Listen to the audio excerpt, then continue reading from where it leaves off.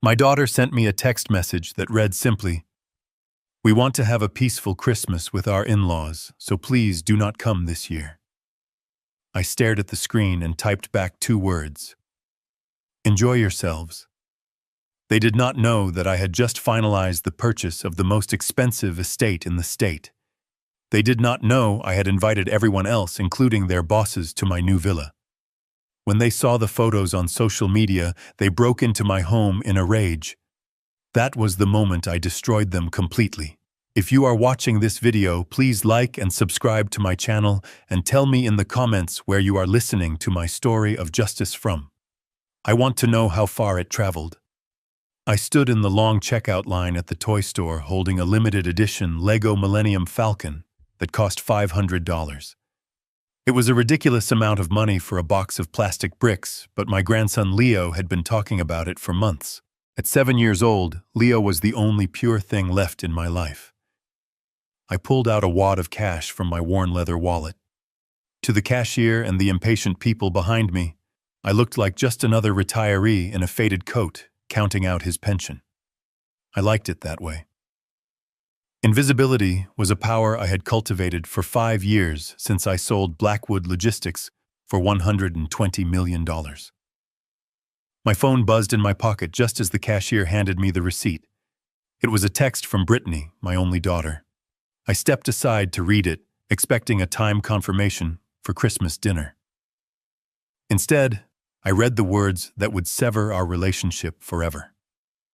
The message was long and performative. It said, "Dad, we have been thinking.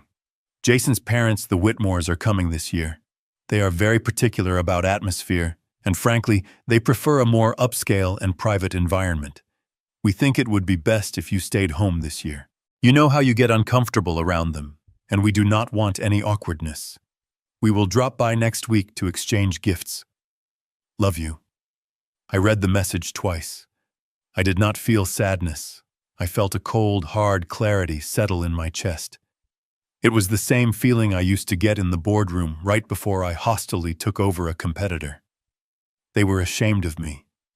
They wanted to play the part of the wealthy, successful couple for the Whitmores, and my presence in my 10-year-old Ford and off-the-rack clothes would ruin their tableau. I looked at the expensive toy in my hands. Next week. She said she would drop by next week. She was not even going to let me give Leo his gift on Christmas morning. I walked out of the store into the biting December wind. I did not reply to the text. I got into my car and drove. I did not drive to my apartment. I drove straight to Brittany and Jason's house. I needed to see them. I needed to see the house that I had paid for. I parked 2 houses down because I knew Jason hated seeing my old sedan in his driveway. I walked up to the porch holding the large gift bag. I intended to leave it on the doorstep and walk away like a ghost. But the living room window was cracked open just an inch to let out the heat from the fireplace. Voices drifted out into the cold night air. I stopped. I recognized the shrill laugh of Mrs. Whitmore. They had arrived early. I moved closer to the window, my back pressed against the siding of the house I had secretly refinanced 3 times to save them from foreclosure. "Thank God you told him not to come," Mrs. Whitmore was saying. Her voice was loud and grating. "The last time we were here, he wore that moth-eaten coat and smelled like Old Spice. It was embarrassing to introduce him to our friends at the club. He looks like a janitor." I waited for Brittany to defend me. I waited for my daughter, the girl I had raised alone after her mother died, to say something about my character or my kindness. Brittany laughed. It was a nervous, trying to please laugh. "Don't worry, Mom. I told him we needed space. Honestly, I was afraid he would ask for money again. He has been complaining about inflation eating into his pension lately. It is so draining to deal with his poverty mentality." I stood frozen on the porch. I had never asked her for a dime.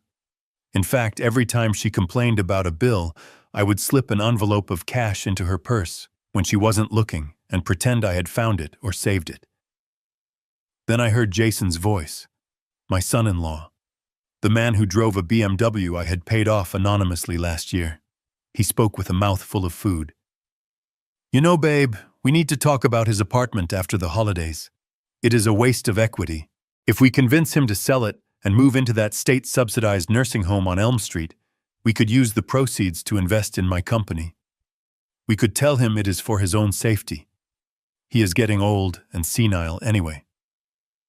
The Lego box in my hand felt heavy as lead. Senile. They thought I was senile because I didn't correct them when they lied. They thought I was poor because I chose not to be flashy. And now they were planning to liquidate my life to fund their delusions of grandeur. I looked through the slit in the curtains. I saw them raising glasses of champagne. Expensive champagne. I saw the tree piled high with gifts. I saw my grandson Leo sitting in the corner playing on an iPad, ignoring them all. I did not kick down the door. I did not scream. I gently set the Lego set down on the doormat. I turned around and walked back to my car. The Conrad Blackwood, who was a soft father, died on that porch. The Conrad Blackwood, who was a ruthless CEO, woke up. I drove back to my apartment complex. It was a modest brick building in a working-class neighborhood. Inside my unit was clean and simple. I locked the door and went straight to the bedroom closet. I pushed aside the old coats and shirts. I pulled out a small key from a hidden pocket in my belt. I knelt down and pulled up a loose floorboard in the corner, revealing a wall safe installed behind the drywall. I dialed the combination. The heavy steel door clicked open. Inside, there were no stacks of small bills or sentimental trinkets. There were stacks of financial dossiers bound in leather folders. I pulled out the thickest one labeled Project Parasite. I sat at my kitchen table and opened it. It was a detailed record of every cent I had spent on Brittany and Jason over the last 5 years. I turned the pages, my finger tracing the rows of numbers. Mortgage payments totaling $240,000 paid through a shell company called Angel Wing Trust. They thought they had won a housing grant. It was me. Credit card payoffs totaling $50,000 paid by an anonymous donor. That was me. The seed capital for Jason's failing tech startup, $100,000. That was me. I looked at the total at the bottom of the spreadsheet. $412,000 in 5 years. Nearly $500,000 funneled into their lives to keep them afloat, to keep them looking successful, to keep them happy. And in return, they banned me from Christmas and plotted to put me in a state home. I closed the folder. The sadness was gone. It was replaced by a cold, tactical fury. I reached for my secure satellite phone, the one I kept for high-level business dealings. I dialed a number I had not called in 6 months. Sarah O'Connor answered on the second ring. She was the sharpest attorney in New York and the only person who knew the full extent of my wealth. "Conrad," she said. Her voice was professional but surprised. "It is late. Is everything all right?" "Everything is finally clear, Sarah," I said. My voice was steady. "I am activating the winter campaign. I want you to purchase the Summit." There was a pause on the line. The Summit was the most exclusive estate in the city, a $25 million mansion on the highest hill overlooking the entire valley. It had been on the market for 2 weeks. The Summit. Sarah repeated, "You want to buy it?" "I want to buy it tonight," I said. "Cash offer. 20% above asking price for immediate possession. I want the keys in my hand by tomorrow morning." "And Sarah, there is one more thing." "Yes, Conrad." "Cut the feed," I said. "Terminate the Angel Wing Trust payments immediately. Cancel the credit card guarantees. Freeze the investment capital in Jason's company. I want every financial IV drip pulled out of their arms tonight." "Are you sure, Conrad?" Sarah asked softly. "This will ruin them. They have no liquidity. They are living on your artificial life support." I looked at the photo of Brittany on my wall. She was smiling at her graduation, a graduation I paid for by working double shifts before my company took off. "I am sure," I said. "They want privacy. I will give them the privacy of poverty. Do it. I hung up the phone. I poured myself a glass of tap water and sat in the dark. I waited. I knew the fallout would not be immediate. It would take a few hours for the systems to update, for the cards to decline, for the reality to set in. The next morning, my phone rang. It was Brittany. I let it ring 3 times before answering. I put on my best, tired old man voice. "Hello, Brittany," I said. "Hi, Dad," she said. Her voice was sickly sweet. It was the voice she used when she wanted something. "I noticed you dropped off Leo's gift. That was sweet. You didn't have to run off so fast. We would have said hello." "I heard you were busy," I said. "I didn't want to intrude on your upscale environment." She laughed, a nervous tinkling sound. "Oh, Dad, don't be silly. Don't. Listen, the reason I am calling is, well, we have a small situation.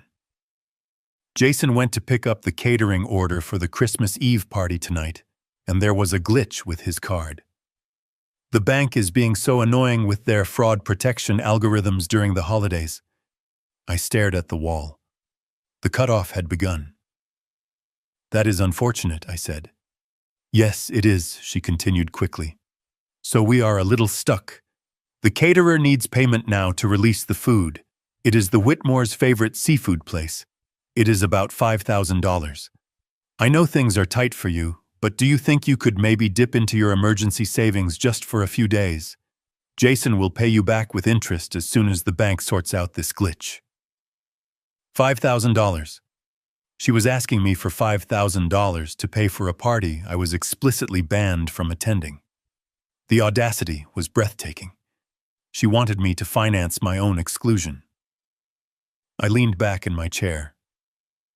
"Brittany," I said slowly, "I checked my accounts this morning. I am afraid I have nothing to spare. Inflation, you know. It eats into everything." There was a silence. Then her tone shifted. It lost the sweetness. It became sharp and entitled. "Dad, are you serious? This is Christmas. This is for your family. You have that savings account Mom left. I know you do. You are just being spiteful because we asked for one night of privacy." "I am not being spiteful," I said. "I am being realistic.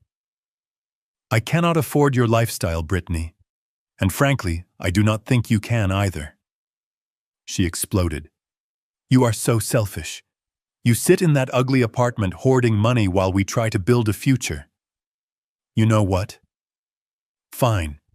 If you don't want to help family, then don't expect to be treated like family.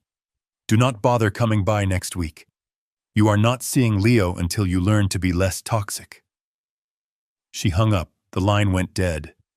She had played her final card. She used my grandson as a weapon. She thought it would break me. She thought I would call back, begging, transferring the money, apologizing for existing. She did not know that she had just severed the last thread of mercy I held for her. I put the phone down on the table. My hand did not shake. I stood up and walked to the window. The snow was starting to fall. It was going to be a white Christmas. My phone buzzed again. It was Sarah. "The deed is done, Conrad," she texted. "The summit is yours. The keys are with the security team at the gate. The transfer of funds has been executed. The support accounts for Brittany and Jason are closed. The notifications will start hitting them within the hour." I typed back, "Excellent. Send out the invitations." "What invitations?" Sarah asked. I smiled a cold, grim smile. "Everyone, Sarah. I want you to invite the mayor. I want you to invite the city council. I want you to invite Jason's boss, Mr. Sterling. I want you to invite the president of the bank that holds Brittany's mortgage. I want you to invite every neighbor on Brittany's street. I want you to invite her old college friends. Invite the whole town." "Except them," Sarah asked. "Except them," I confirmed. "And Sarah, make sure the invitations are gold-plated. I want this to be the event of the decade." I packed a single bag. I left my old coat on the hook. I put on a bespoke Italian wool suit, that I had kept in the back of the closet for 5 years. I put on my Swiss watch. I walked out of the apartment and locked the door. I got into my car and drove toward the hills. As I drove, I passed Brittany's neighborhood. I saw the lights on her house. I imagined the panic starting to set in as the catering order was canceled, as the credit cards were declined one by one. I drove up the winding private road to the summit. The iron gates swung open automatically, recognizing my arrival. The mansion stood at the top of the hill, glowing like a palace. It had 12 bedrooms, a ballroom, a wine cellar, and a view that stretched to the horizon. Staff were already there, hired by Sarah. They were hanging lights, preparing food, setting up a Christmas tree that was 20 feet tall. "Welcome home, Mr. Blackwood," the head butler said, bowing as I entered the marble foyer. "Thank you, James," I said. "Let's get to work. We have a party to throw." The next 24 hours were a blur of calculated extravagance. I spent money like a weapon. I ordered cases of vintage wine. I hired a string quartet and a jazz band. I hired a Michelin star chef to prepare a feast. By Christmas Eve, the mansion was a beacon of light on the hill. The guests started arriving at 7 o'clock. Luxury cars lined the long driveway. I stood on the balcony holding a glass of scotch, watching them arrive. I saw the mayor shaking hands with the police chief. I saw Jason's boss, Mr. Sterling, laughing with his wife. I saw Brittany's neighbors staring up at the high ceilings in awe. They all knew me as the quiet old man from the apartment complex. Now they were seeing Conrad Blackwood, the legend. The whispers started immediately. "Is that Conrad? I thought he was broke. He owns this place. My God, look at that suit." I mingled with the guests, playing the part of the gracious host. I was charming. I was witty.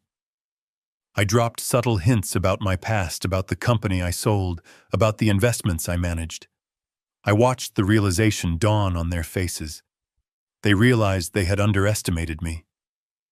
But my eyes were constantly on the large monitors in the security room, which streamed to my phone. I was waiting. I knew they would come. Down in the valley, chaos was consuming Brittany's house. I knew this because Mrs. Parker, Brittany's nosy neighbor, who was currently eating my shrimp cocktail, had told me. "Oh, Conrad, it is a shame Brittany isn't here," Mrs. Parker had said, her eyes gleaming with gossip. "I went over to show her the invitation you sent me. It was so beautiful, gold-plated and all. She looked like she was going to be sick. She said you must have stolen it or something." She was frantic. Her caterer never showed up because the payment failed. Her mother-in-law was screaming at Jason. It sounded like a war zone. I smiled and took a sip of my drink. "I hope they work it out," I said smoothly. At 8:30, my phone alerted me. Security camera 2 at the main gate. A car had pulled up. It was Jason's BMW. It looked small and dirty next to the limousines and sports cars parked along the drive. Brittany jumped out of the car. She was wearing a red dress, but her hair was messy, and her face was twisted in rage. Jason followed her, looking pale and sweaty. The Whitmores were in the back seat, looking furious. I watched on my phone as Brittany screamed at the security guard. "Do you know who I am?" she yelled. "I am Conrad Blackwood's daughter. Open this gate right now. This is ridiculous. My father does not live here. He lives in a dump. He must be working here as a waiter or something." The security guard, a large man named Mike, who I had briefed personally, stepped forward. He held a clipboard. "I am sorry, ma'am," Mike said, his voice calm but loud enough to be picked up by the microphone. "Your name is not on the guest list. In fact, Mr. Blackwood gave us a specific list of people who are barred from the premises.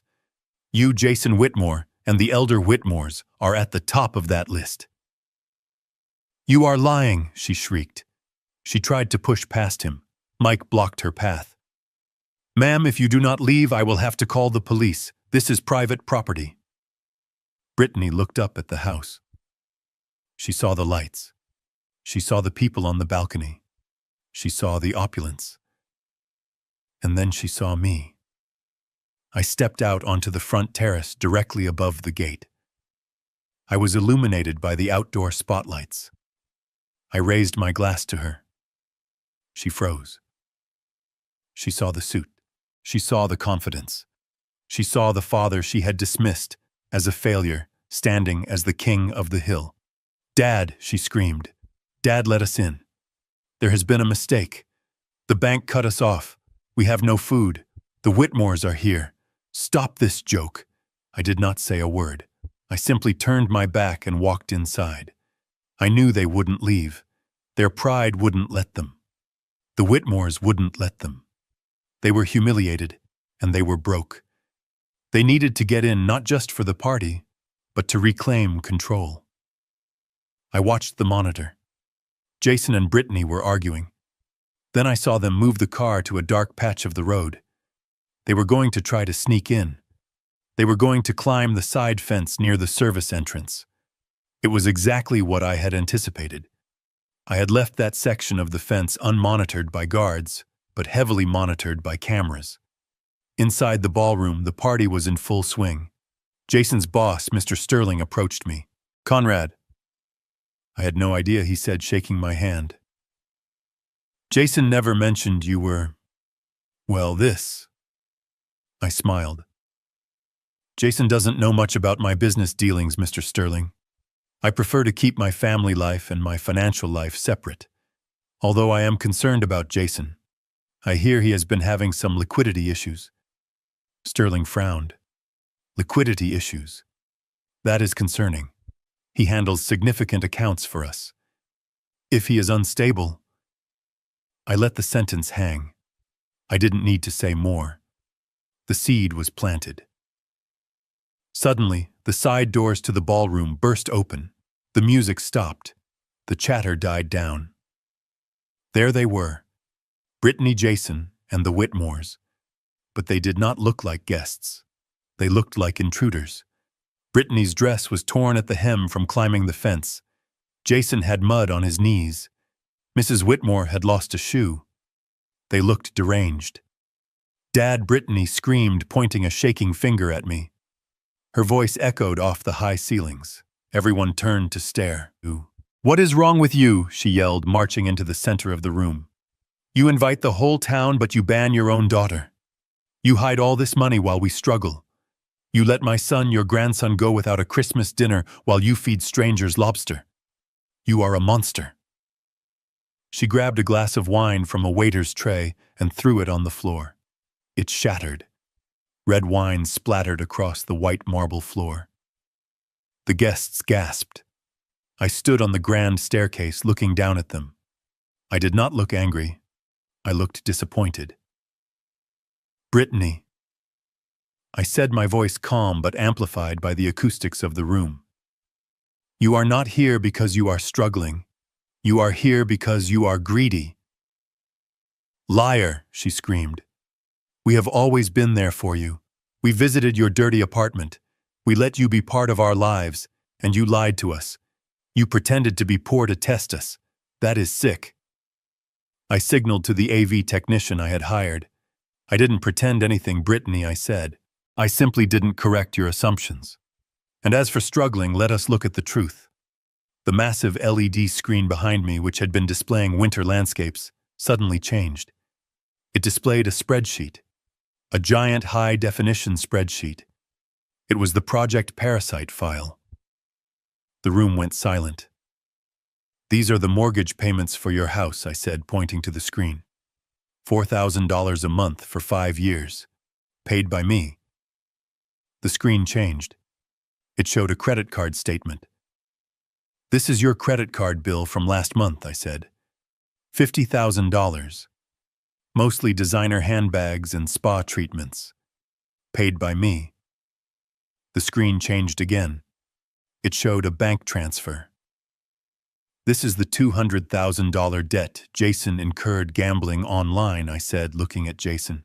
He turned gray. "Paid by me to keep him out of jail." The guests were whispering furiously now. "Mr. Sterling." Jason's boss stepped forward, his face hard. "Gambling debt," he muttered. 200,000. And finally I said, "The audio recording." I pressed a button on a remote. My voice was not on the recording. It was Jason and Brittany's voices recorded from the night before through the open window. The audio was crisp and clear. Jason's voice boomed through the speakers. "If we convince him to sell it and move into that state-subsidized nursing home on Elm Street, we could use the proceeds to invest in my company. He is getting old and senile anyway."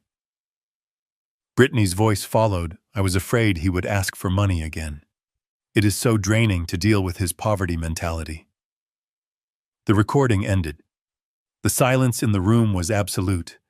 It was a heavy, suffocating silence. I looked at the Whitmores. They were shrinking away from Brittany and Jason, trying to distance themselves from the shame. "This," I said quietly, "is why I need space. I do not want to be infected by your greed." Brittany stood in the center of the room, trembling. She looked around at the faces of her neighbors, her friends, her husband's boss. She saw no sympathy. She saw only disgust. You set us up," she whispered. "I did not set you up," I replied.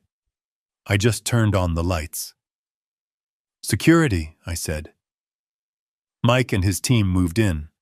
They did not use force, but their presence was intimidating. "Please escort these trespassers off the property.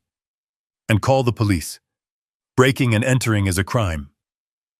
Jason's boss, Mr. Sterling, stepped into Jason's path as he tried to slink away. "Do not bother coming in on Monday," Jason Sterling said. "You are fired, and we will be auditing every account you ever touched. If I find 1 cent missing, I will prosecute you to the fullest extent of the law." Jason collapsed to his knees. Brittany looked at me, her eyes wide with terror. "Dad," she pleaded. "Dad, please. We have nothing. The house, the payments. The payments have stopped, Brittany," I said.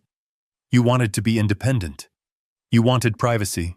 Now you have it." "But Leo," she cried. "You are punishing Leo." I walked down the stairs until I was face to face with her. "Leo is the only reason I am not pressing charges for the fraud you committed against me over the years," I said. "I have set up a trust for him. He will access it when he is 21, provided he does not live under your roof." "What?" she gasped. "I have already filed for custody," I said. My lawyer, Sarah, stepped forward, handing Brittany a thick envelope. "You are unfit," I said. "You are financially unstable. You are morally bankrupt, and you are on tape plotting to harm a senior citizen. No judge will let you keep him. Get out." Brittany screamed a primal sound of defeat. Mike took her arm and led her out. Jason followed, sobbing. The Whitmores scuttled out behind them, heads bowed, not daring to look anyone in the eye. The heavy oak doors slammed shut. I turned back to the room. I took a deep breath. I adjusted my cufflinks. "I apologize for the interruption, everyone," I said. "Please do not let the trash ruin the party." The dessert bar is now open. The band struck up a lively jazz tune. The guests hesitated for a moment, then applause broke out. It started slow, then grew thunderous. They cheered, they toasted me. I walked out onto the balcony alone. The snow was falling harder now, covering the world in a clean white blanket. I took a sip of my scotch. My phone buzzed. It was a text from Brittany. "Dad, I am so sorry. We made a mistake. Please, we are cold. We are locked out of our house. Please help us." I looked at the message. I looked at the snow falling on the vast estate that was now my home. I pressed the block button. The screen went black. I finished my drink. It was the best Christmas I had ever had. I sat in the darkness of my small kitchen, the only illumination coming from the glow of my laptop screen. The digital clock in the corner of the display read 11:42 p.m. My finger hovered over the enter key. On the screen was a wire transfer authorization form from my private holding company in Zurich.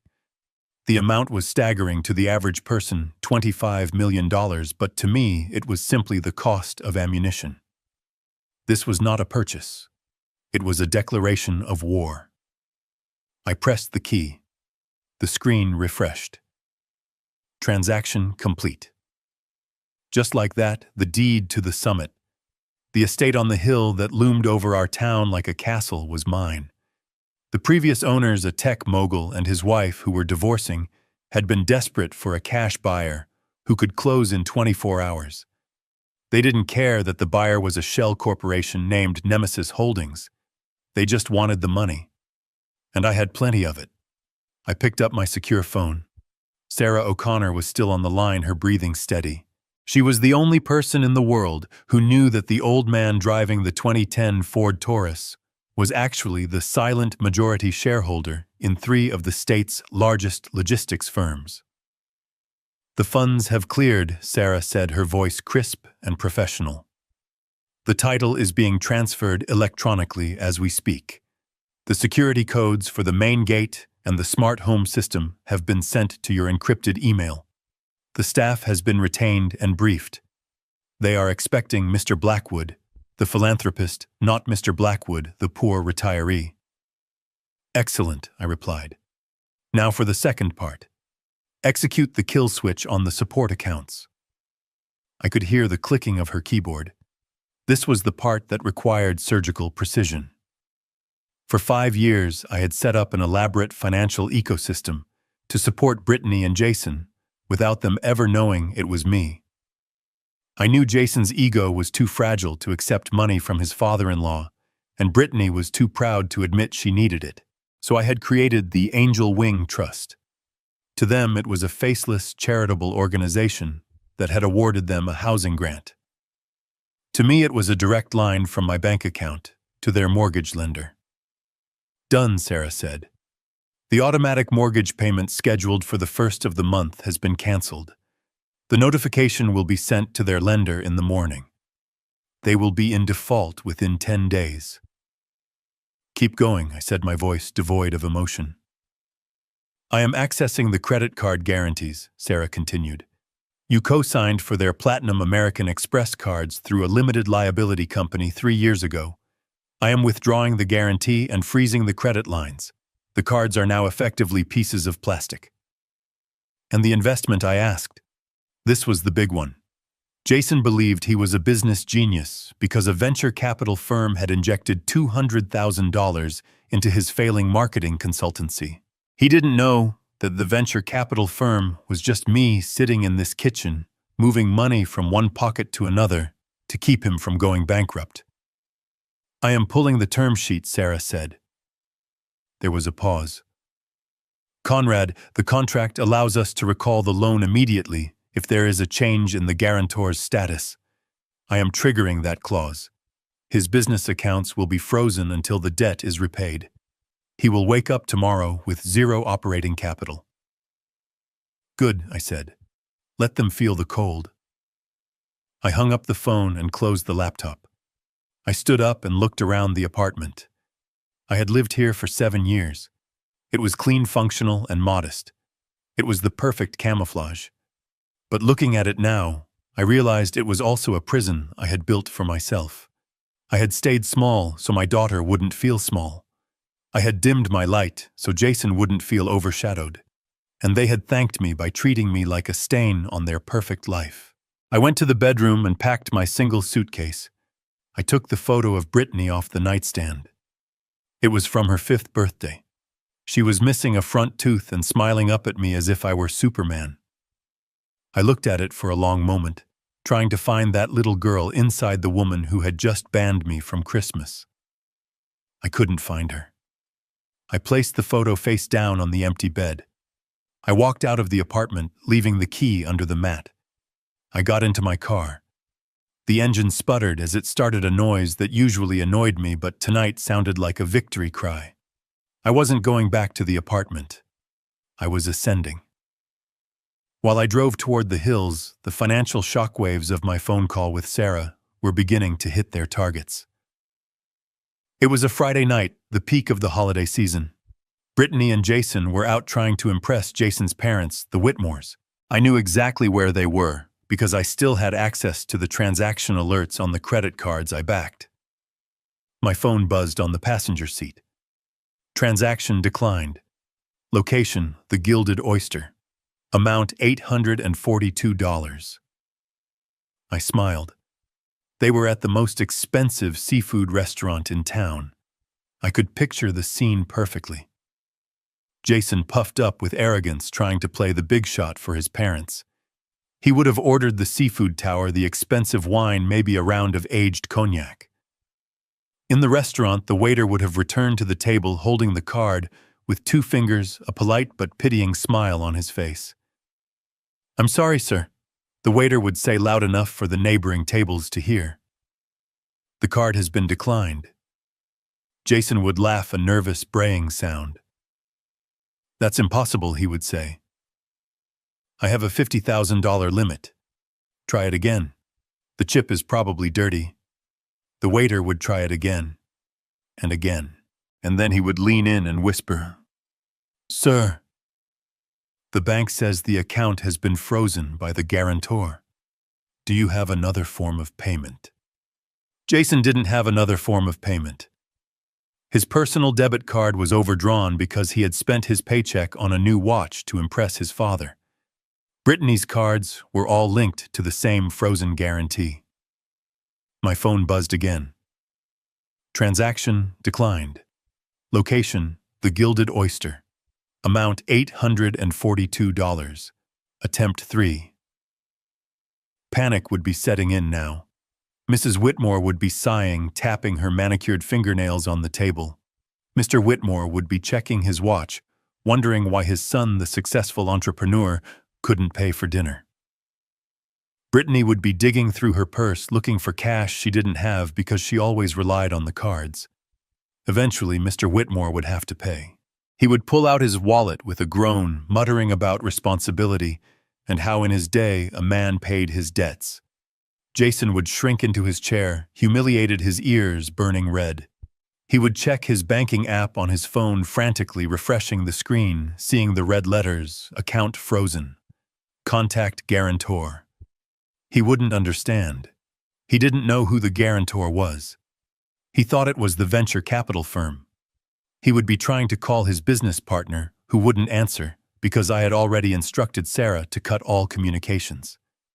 I turned the car onto the private road leading to the summit. The air was thinner up here, cleaner. The city lights were a carpet of diamonds spread out below me. I approached the massive iron gates. A security camera turned, focusing on my license plate. The gates groaned and swung open. I drove up the winding driveway lined with ancient oak trees wrapped in thousands of white Christmas lights. The house came into view. It was a masterpiece of stone and glass, glowing warmly against the dark sky. It looked like power. It looked like vengeance. I parked my old Ford right in front of the grand entrance next to the fountain.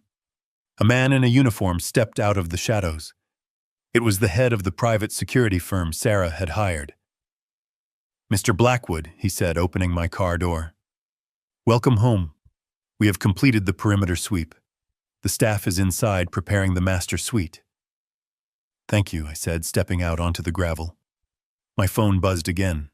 A text from Brittany. "Dad, are you there? Weird question, but do you have any cash at the apartment? Jason's bank is having a system error, and we are stuck at the gas station. The pump won't take our cards. We need gas to get home." I stared at the message. They had left the restaurant humiliated, only to find they couldn't even fuel their luxury car to get back to their suburban fortress. They were stranded, and her first instinct after banning me from her life was to use me as an ATM. She didn't ask if I was okay. She didn't apologize for the earlier text. She just wanted cash. She assumed I was sitting in my armchair waiting for her command. I typed a reply. "I am afraid I am not at the apartment, Brittany. I decided to go out." 3 dots appeared. She was typing furiously. "Go out. Go out where you never go out at night. Dad, this is an emergency. We are literally stuck. The Whitmores are in the back seat. It is freezing. Just tell me where the spare key is. I will go to your place and check your emergency jar. She wanted to raid my cookie jar, the jar where I kept $50 bills for groceries. She felt entitled to break into my home and take my money because she had failed to manage hers. I did not reply. I slipped the phone into my pocket. I walked up the stone steps to the kitchen and the massive double doors of my new home. The butler, a man I had hired an hour ago, opened them. The foyer was breathtaking. Marble floors, a chandelier that cost more than Jason's car, and a dual staircase that curved up to the second floor. "Would you like a drink, sir?" the butler asked. "A scotch," I said. "The oldest bottle we have. And bring it to the balcony." I walked through the house, my footsteps echoing on the marble. I passed the dining room with its table for 20. I passed the library with its floor-to-ceiling shelves. I walked out onto the rear balcony. The wind was cold, but I didn't feel it. Below me, the city twinkled. Somewhere down there in the maze of lights, my daughter was arguing with a gas station attendant, her credit cards useless plastic rectangles. Her husband was sweating in the driver's seat, listening to his father lecture him about financial planning. They were feeling the first bite of the winter I had unleashed. And this was just the beginning. Tomorrow, the eviction notice for their house would be generated. The car leasing company would receive the notification that the surety bond had been withdrawn. The house of cards I had built for them was collapsing card by card. The butler appeared with a crystal glass of amber liquid. I took it. To family, I whispered to the night air, raising the glass. I took a sip. It burned pleasantly. My phone buzzed one more time. It was an email notification from my bank. Transfer successful, $5,000 to event planning escrow. The party was paid for. The invitations were being printed at a 24-hour luxury print shop downtown. They would be delivered by courier in the morning. I looked down at the city. I imagined the look on Mrs. Parker's face when she opened her door tomorrow and received a gold-plated invitation to the summit. I imagined her running across the lawn to show Brittany. I imagined the confusion, the denial, and then the slow, creeping realization. Brittany thought she had punished me by excluding me. She didn't realize that she had just freed me. She had freed me from the guilt of hiding my success. She had freed me from the burden of propping up her failures. I was Conrad Blackwood. I built an empire from a single truck. I had negotiated with sharks and broken unions. I had forgotten who I was for a while, trying to be a gentle old grandfather. But the wolf was back, and the wolf was hungry. I turned back to the warm glow of the mansion. I had a lot of work to do before the guests arrived. I needed to make sure everything was perfect. After all, this wasn't just a Christmas party. It was a funeral for their greed. The morning sun did not bring warmth to Brittany's house. It only illuminated the wreckage of the previous night. The kitchen was silent, save for the aggressive humming of the refrigerator. Jason sat at the island, his head in his hands, surrounded by a fortress of unpaid bills and a cell phone that had become nothing more than a receiver for bad news. His business accounts were locked. His personal lines of credit had vanished. He looked like a man who had woken up to find the gravity in his world had suddenly tripled. Brittany was pacing. She hadn't slept. Her makeup from the disastrous dinner was smeared beneath her eyes, and she was still wearing her jewelry, as if taking it off would admit that the glamour she projected was finally dead. In the guest room, the elder Whitmores were stirring. The sound of their footsteps overhead was like the ticking of a bomb. They hadn't spoken to Brittany since the humiliation at the restaurant, but the silent judgment radiating from the guest suite was heavy enough to crush the drywall. Then the noise started outside. It wasn't the usual Saturday morning sound of lawnmowers or kids playing. It was the synchronized slamming of heavy doors. Brittany went to the window, pulling back the curtain with a twitchy, nervous hand. A fleet of black Mercedes Sprinter vans had descended upon the cul-de-sac. They were sleek, unmarked, and moved with military precision. Uniformed men in white gloves were stepping out carrying boxes wrapped in midnight blue velvet. They weren't delivering packages to just one house. They were walking up every single driveway on the street. Every driveway except hers. Brittany frowned, pressing her forehead against the cold glass. "What is going on?" she muttered. "Is someone filming a movie?" She watched as her neighbor across the street, Mrs. Gable, opened her door. The courier actually bowed, and handed her the blue box. Mrs. Gable opened it right there on the porch. Even from across the street, Brittany saw the flash of gold. Mrs. Gable's hand flew to her mouth. She looked around, spotted the courier walking to the next house, and then looked directly at Brittany's window. She didn't wave. She just stared, confused, clutching the box to her chest, like it was a diamond necklace. A sharp knock at the front door made Brittany jump. She smoothed her dress, checked her reflection in the hallway mirror, and put on the mask of the perfect suburban hostess. She opened the door. It was Mrs. Parker from next door. Mrs. Parker was the neighborhood gossip, a woman who weaponized politeness. She was holding one of the blue velvet boxes. "Good morning, Brittany," Mrs. Parker chirped, her eyes darting past Brittany to see if the Whitmores were visible. "I am so sorry to intrude so early, but I just had to come over. I assumed you would be awake getting ready for the big night." Brittany forced a smile. "The big night, Mrs. Parker, we are just having a quiet family Christmas. My in-laws are here." Mrs. Parker's eyebrows shot up. "Quiet? Oh, honey, you are such a kidder. I'm talking about the gala. At the summit." She held out the box. "Look at this. I have never seen anything like it in my life. The courier said it's real gold plating." Brittany looked down. The box was lined with white silk. Resting inside was a heavy rectangular plate of metal engraved with elegant calligraphy. It caught the morning light and threw it back into Brittany's eyes. "You are cordially invited to a Christmas Eve celebration.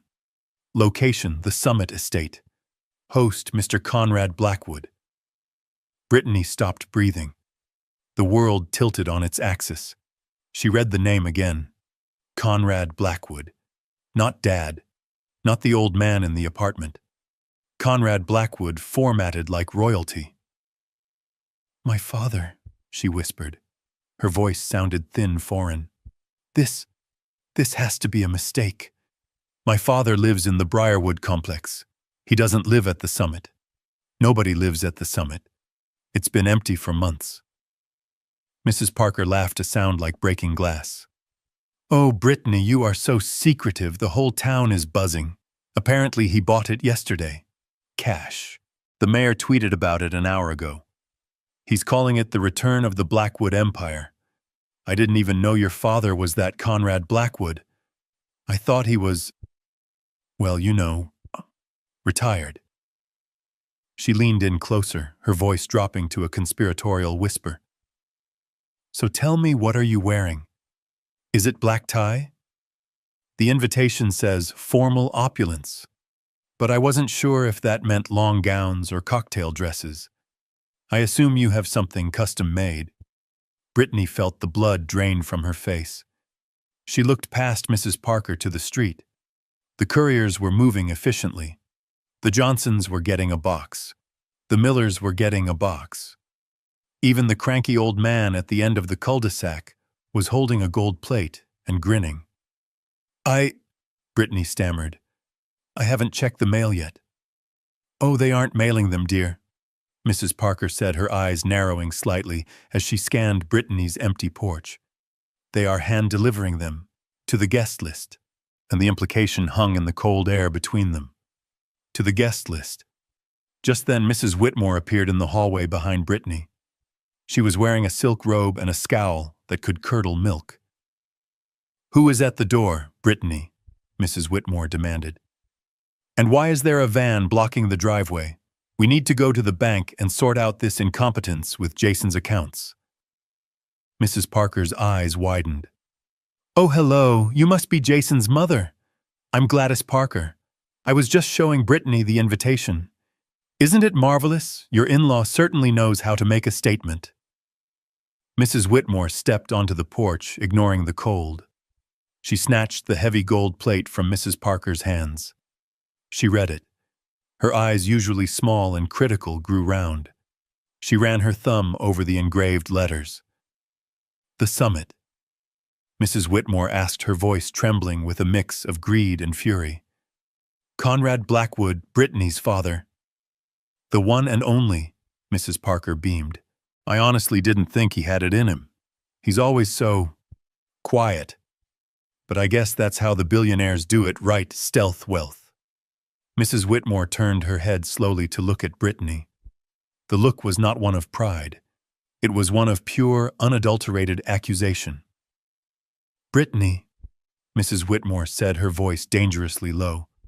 You told me your father was a charity case. You told me he was an embarrassment. You said we couldn't invite him because he would ruin the aesthetic. He is, Brittany cried, panic rising in her throat. He drives a 2010 Ford. He wears clothes from the thrift store. This is some kind of prank. He must have spent his entire savings on this, just to spite me. He's crazy, Gladys. He's losing his mind. Mrs. Parker took her invitation back, looking offended. Well, I don't know about crazy, dear, but the courier did say that the valet service starts at 7. And I saw the catering trucks going up the hill earlier. 3 of them. From Le Petit Chef. That's not a prank. That's a budget. Mrs. Parker stepped back off the porch, clutching her golden ticket. Anyway, I should let you get ready. I'm sure you have a million things to do as the hostess's daughter. See you tonight. She walked away, leaving a silence so profound it felt physical. Brittany stood there, shivering in her thin dress. She looked at the empty spot on her doormat, where a blue velvet box should have been. There was nothing, not even a card. Mrs. Whitmore grabbed Brittany's arm. Her grip was bruising. Inside, now. They marched into the kitchen. Jason looked up, startled by his mother's entrance. Look at this, Mrs. Whitmore hissed, shoving her phone into Jason's face. She had pulled up the town's local newsfeed.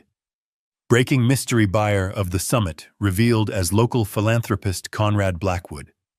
Gala tonight, expected to draw state officials and business elite. The photo showed the mansion. Lights were blazing from every window. Staff were hanging wreaths the size of car tires on the front gates. That's Dad's name, Jason stuttered. But that's impossible. Dad asks me for tech support on his flip phone. He doesn't own estates. He does now, Mrs. Whitmore spat. She turned on Brittany, her face red with indignation. You lied to us. You sat there at dinner last night while my husband paid the bill because your husband is incompetent, and you let us believe your father was a nobody. And now I find out he is the most powerful man in the zip code, and we treated him like the help. I didn't know, Brittany screamed, tears finally spilling over. I swear, Mom, I didn't know. He lives in a 2-bedroom apartment. He eats canned soup. Or maybe, Mrs. Whitmore said, stepping closer, her voice dropping to a venomous hiss. Maybe he just hates you. Maybe he hates you so much that he hid a fortune just to keep it away from you. And looking at you right now, standing there useless, while everyone else on this street gets a golden ticket. I can't say I blame him. Jason stood up. Mom, stop. We need to figure this out. If Conrad has this kind of money, maybe he can help. Maybe this is just a misunderstanding. Maybe our invitation got lost. Lost? Mrs. Whitmore laughed, a harsh barking sound. Gladys Parker got one. The mailman probably got one. You aren't invited, Jason. You were excluded. Explicitly. She walked to the window and looked out at the neighbors who were now gathering on their lawns, comparing invitations, laughing, pointing up toward the hill where the mansion stood. This is humiliating, Mrs. Whitmore whispered. I have friends coming to town next week. They will hear about this. They will hear that my son's father-in-law threw the party of the century, and we weren't even allowed past the gate. She turned back to them. Her eyes were cold stones. "Fix this," she ordered. "I don't care what you have to do. I don't care if you have to crawl on your knees. You get us into that party. You get us to the head table. Or you can forget about us ever bailing you out of this financial mess you've created. Do you understand?" Brittany looked at Jason. Jason looked at the floor. They both knew the truth. They hadn't just lost a Christmas dinner. They were about to lose their entire world. "We'll go there," Brittany said, wiping her face with the back of her hand. A desperate, manic light entered her eyes. "We'll just drive up there. He's my dad. He can't turn me away in front of the mayor. He loves me. He's just acting out. We'll go there and we'll make a scene if we have to. He hates scenes. He'll let us in just to shut us up." "Get dressed," Mrs. Whitmore commanded, "and wear something expensive. If I am going to war, I am not going to look like a pauper." Brittany ran up the stairs. She needed to find a dress. She needed to look like the daughter of a billionaire. She didn't realize yet that no dress could cover the stain of what she had done. She didn't realize that the gates of the summit weren't just locked. They were welded shut against her. But she would find out. Soon. The party inside the summit was reaching a crescendo of calculated elegance. The air smelled of expensive perfume, aged mahogany, and the truffle-infused appetizers that were being circulated by servers in white tuxedos. I stood near the fireplace, a glass of 50-year-old scotch in my hand, listening to Senator Miller tell a story about his days in law enforcement. He was laughing, a deep, booming sound that signaled comfort and respect. I laughed with him, but my attention was divided. I knew that in the modern age, an event did not truly happen until it was documented online. I had hired a social media team discreetly positioned around the room to ensure that tonight's gala was not just a party, but a viral moment. At 8:45, the trigger was pulled. The mayor posted a selfie. It was a candid shot, perfectly lit by the crystal chandelier. In the frame, I was clinking glasses with him and the CEO of the largest tech firm in the state.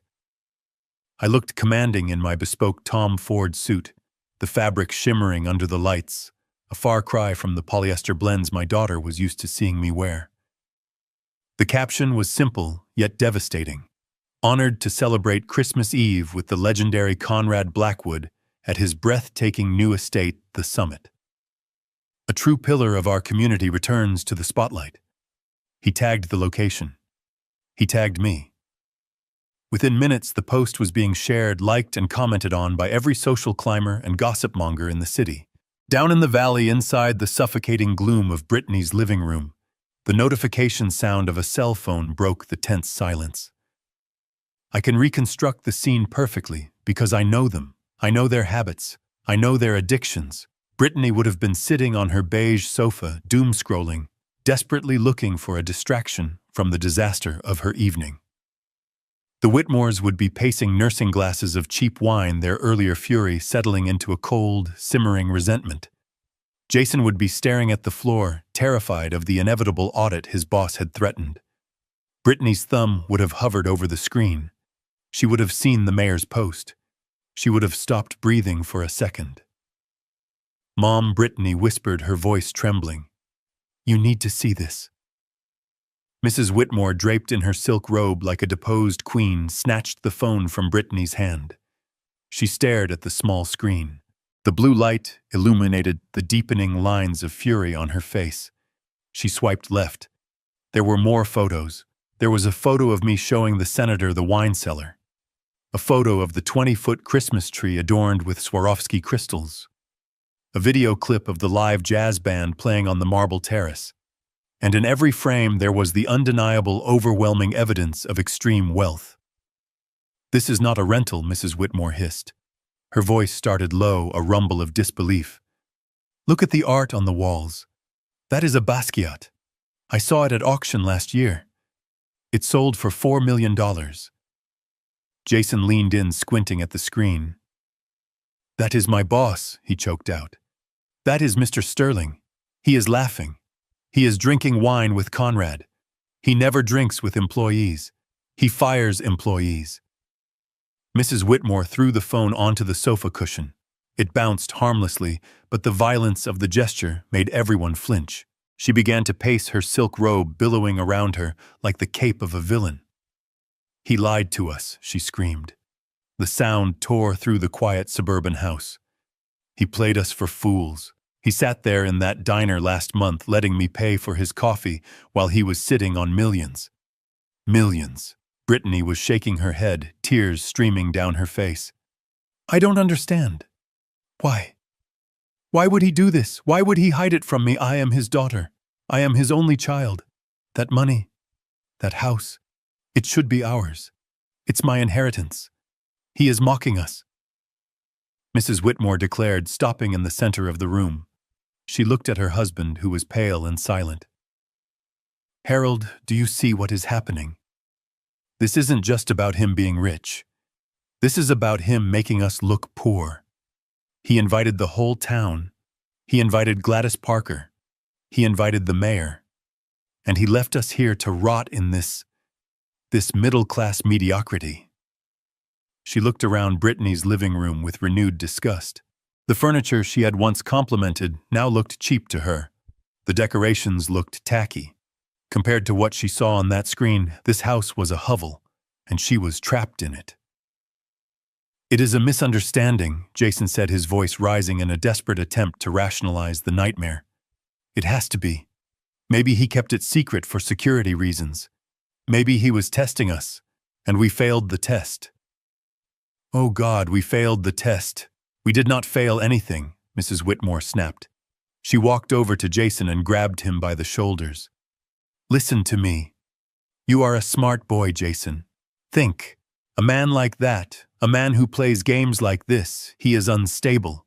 He is erratic. Who buys a mansion overnight? Who hides a fortune from his own flesh and blood? A crazy person. That is who." A dangerous glint entered her eyes.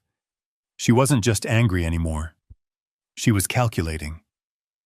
Greed had overridden her shame. She saw an angle. "He is senile," Mrs. Whitmore said firmly. "Just like you said, Jason. He has lost his mind. He is spending your inheritance on parties and strangers because he isn't thinking straight. This proves it. This extravagance proves he needs a guardian." Brittany looked up, hope warring with confusion in her eyes. "What are you saying?" "I am saying we have rights," Mrs. Whitmore said. She smoothed her hair, her posture straightening. "We are his family. We are the ones who have been caring for him, worrying about him. If he is squandering the family estate during a manic episode, it is our duty to step in. We have to go there." "Go there?" Brittany asked. "But the security guard, the list." "To hell with the list," Mrs. Whitmore roared. She grabbed her purse. "He is your father. Do you think he is going to let security drag his daughter away in front of the senator, in front of the mayor? No. He cares about his image. That is why he threw this party. He wants to be the big man. If we show up looking devastated, looking concerned, and we demand to speak to him, he will fold. He will have to let us in to avoid a scene." She turned to her husband. "Harold, get the car keys. We are going to the summit." Jason stood up, wringing his hands. "Mom, I don't know. Mr. Sterling is there.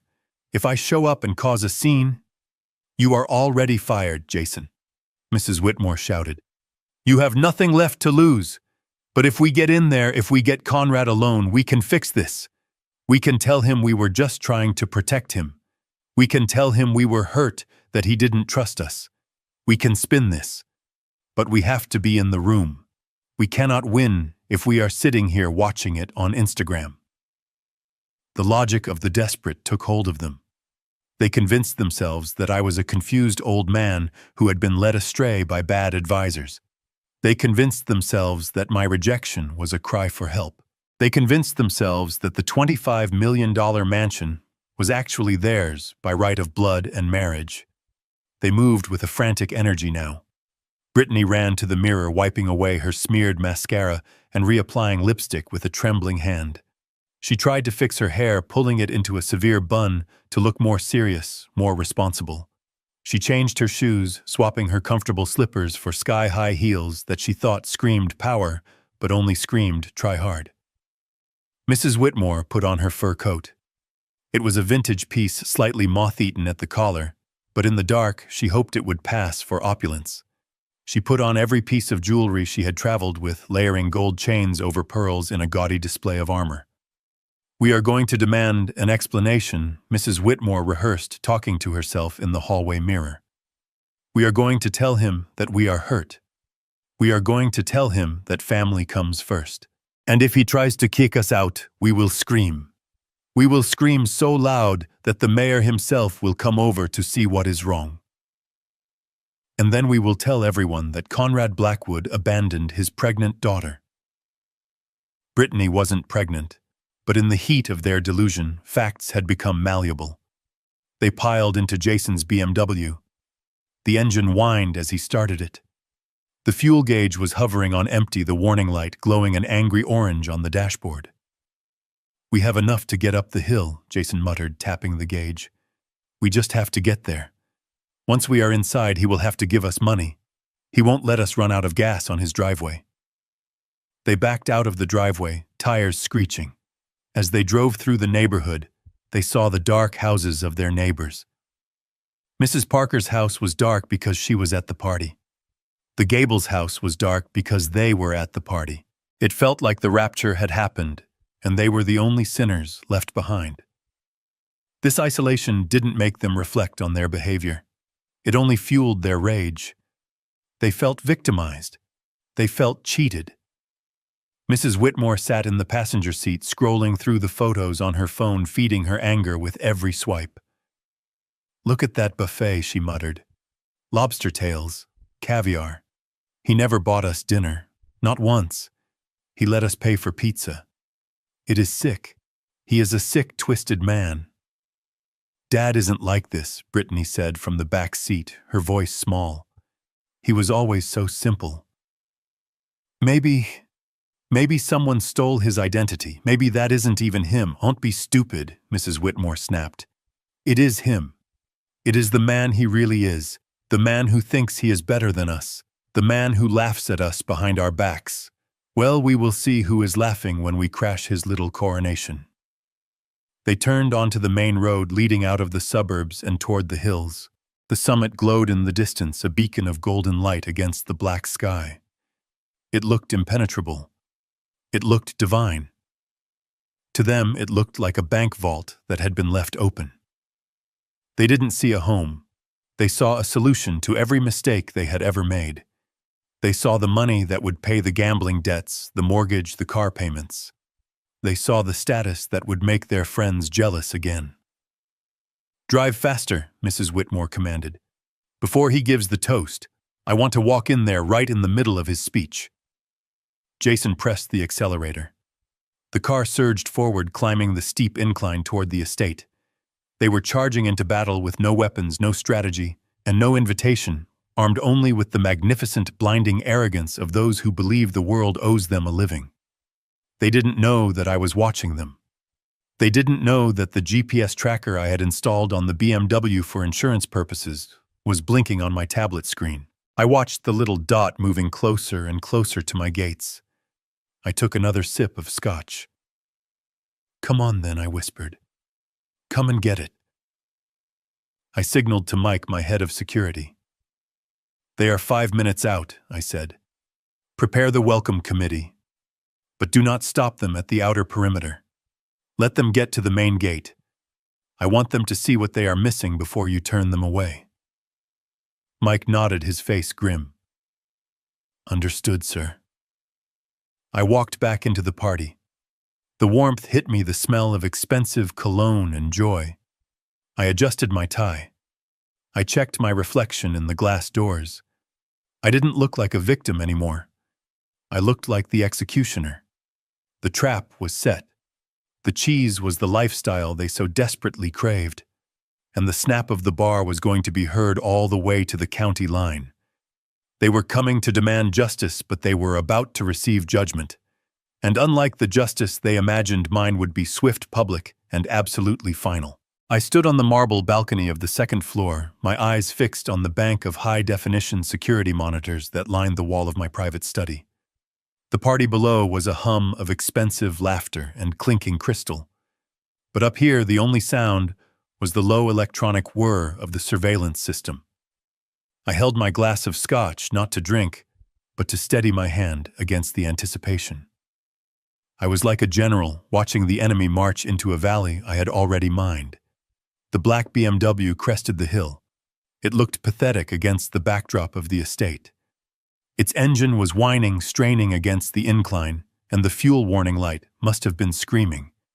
It did not wait in the line of limousines that were queuing politely for the valet. It swerved aggressively around a vintage Rolls-Royce, forcing the chauffeur to slam on his brakes.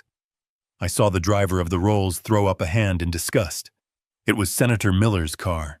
They had just cut off a United States senator. The audacity was breathtaking. The BMW screeched to a halt in front of the massive iron gates. The headlights cut through the winter mist, illuminating the heavy steel bars and the gold leaf crest of the summit. Mike, my head of security, stepped out of the guardhouse. He was a mountain of a man, an ex-Marine who wore his tuxedo with the threatening grace of a bouncer. He did not smile. He held a tablet in one hand and a flashlight in the other. I turned up the volume on the monitor. The audio feed from the gate was crystal clear. I saw the driver's door fly open. Jason stepped out. He looked disheveled. His tie was crooked, and sweat had made his hair plaster to his forehead, despite the freezing temperature. He marched up to Mike, trying to summon the arrogance of a man who wasn't terrified. "Open the gate," Jason barked. "We are family. We are here to see Conrad." Mike did not move. He did not check the list. He did not need to. I had given him a photo of Jason 3 hours ago with specific instructions. "Name," Mike asked, his voice flat and bored. "Jason Whitmore," Jason said, puffing out his chest. "And my wife, Brittany Blackwood, Conrad's daughter. And my parents. We are the guests of honor." There was a mix-up with the invitations. Mike looked down at the tablet. He scrolled slowly, deliberately, wasting their time. Then he looked up. The flashlight beam hit Jason directly in the eyes, making him squint and recoil. "I have a Jason Whitmore here," Mike said. Jason let out a sigh of relief. "See? I told you." "Now open the—" "You are on the blacklist," Mike interrupted, his voice booming in the cold night air. The silence that followed was absolute. Inside the car, I could see Brittany's face pressed against the glass, her mouth open in shock. "Excuse me," Jason stammered. "The blacklist." "Correct," Mike said. "The blacklist is a specific designation for individuals who are permanently barred from entering the premises. It means you are not welcome. It means you are trespassing.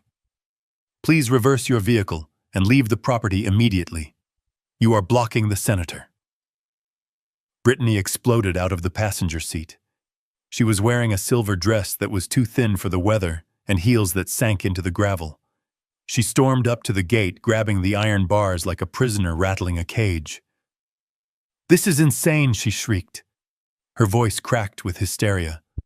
"I am his daughter. You cannot blacklist his daughter. He owns this house. Go ask him. Go tell him Brittany is here. He will fire you for this. Do you hear me? He will fire you on the spot." Mike looked at her with zero sympathy. "Mr. Blackwood is aware of the guest list, ma'am. He wrote it. And he was very specific. No exceptions. Especially not for you." Mrs. Whitmore rolled down the back window. Her fur coat was pulled tight around her throat. "Officer," she called out, trying to use her country club voice. "There has clearly been a misunderstanding. We are here to help Conrad. He is unwell. We are his caregivers. If you don't let us in, he could be in danger. We have medical concerns." Mike actually laughed. It was a dry, humorless sound. "Ma'am, Mr. Blackwood is currently toasting with the mayor inside. He looks very healthy to me.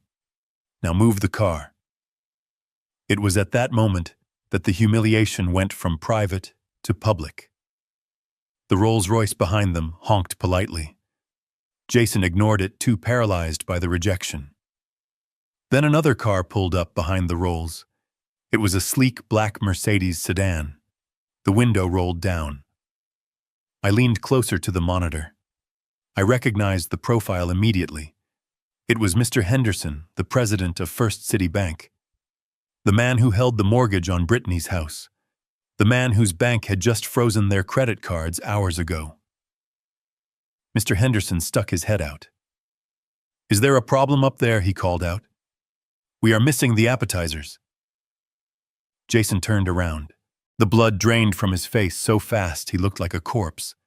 He recognized the voice. He recognized the car. He tried to hide behind the pillar of the gate, but there was nowhere to go. Henderson squinted into the lights. "Jason," he asked, his voice full of surprise and then sudden cold recognition. "Jason Whitmore, is that you?" Jason stepped forward, his shoulders slumped. "Hello, Mr. Henderson." "What is the holdup?" Henderson asked. Mike stepped forward, addressing the banker over Jason's shoulder. "I apologize, Mr. Henderson. These individuals are on the security blacklist and are refusing to vacate the entrance. We are about to call the police to have them removed." "The blacklist," Henderson repeated. He looked at Jason with a mixture of pity and professional disgust. The kind of look a banker gives a client who has just bounced a check. "Jason, I thought you said you were close with Mr. Blackwood." Henderson said, "When you applied for that loan extension last week, you said he was practically a silent partner in your household." "He is," Jason squeaked. "He is. This is just a joke." He has a weird sense of humor. "It does not look like a joke," Henderson said, icing over. "It looks like you are trespassing. And considering the status of your accounts as of 5 p.m. today, I would suggest you stop making scenes and start looking for a bankruptcy attorney. Now move your car. You are embarrassing yourself." Jason looked like he might vomit. He stumbled back toward the BMW. But Brittany wasn't done. The shame didn't stop her, it fueled her. She was vibrating with rage. She felt the eyes of the senator in the Rolls and the banker in the Mercedes boring into her back. She felt the judgment, and she snapped. She grabbed a handful of gravel and threw it at the gate. It clattered harmlessly against the steel. "Conrad," she screamed at the top of her lungs. "I know you can hear me. You coward.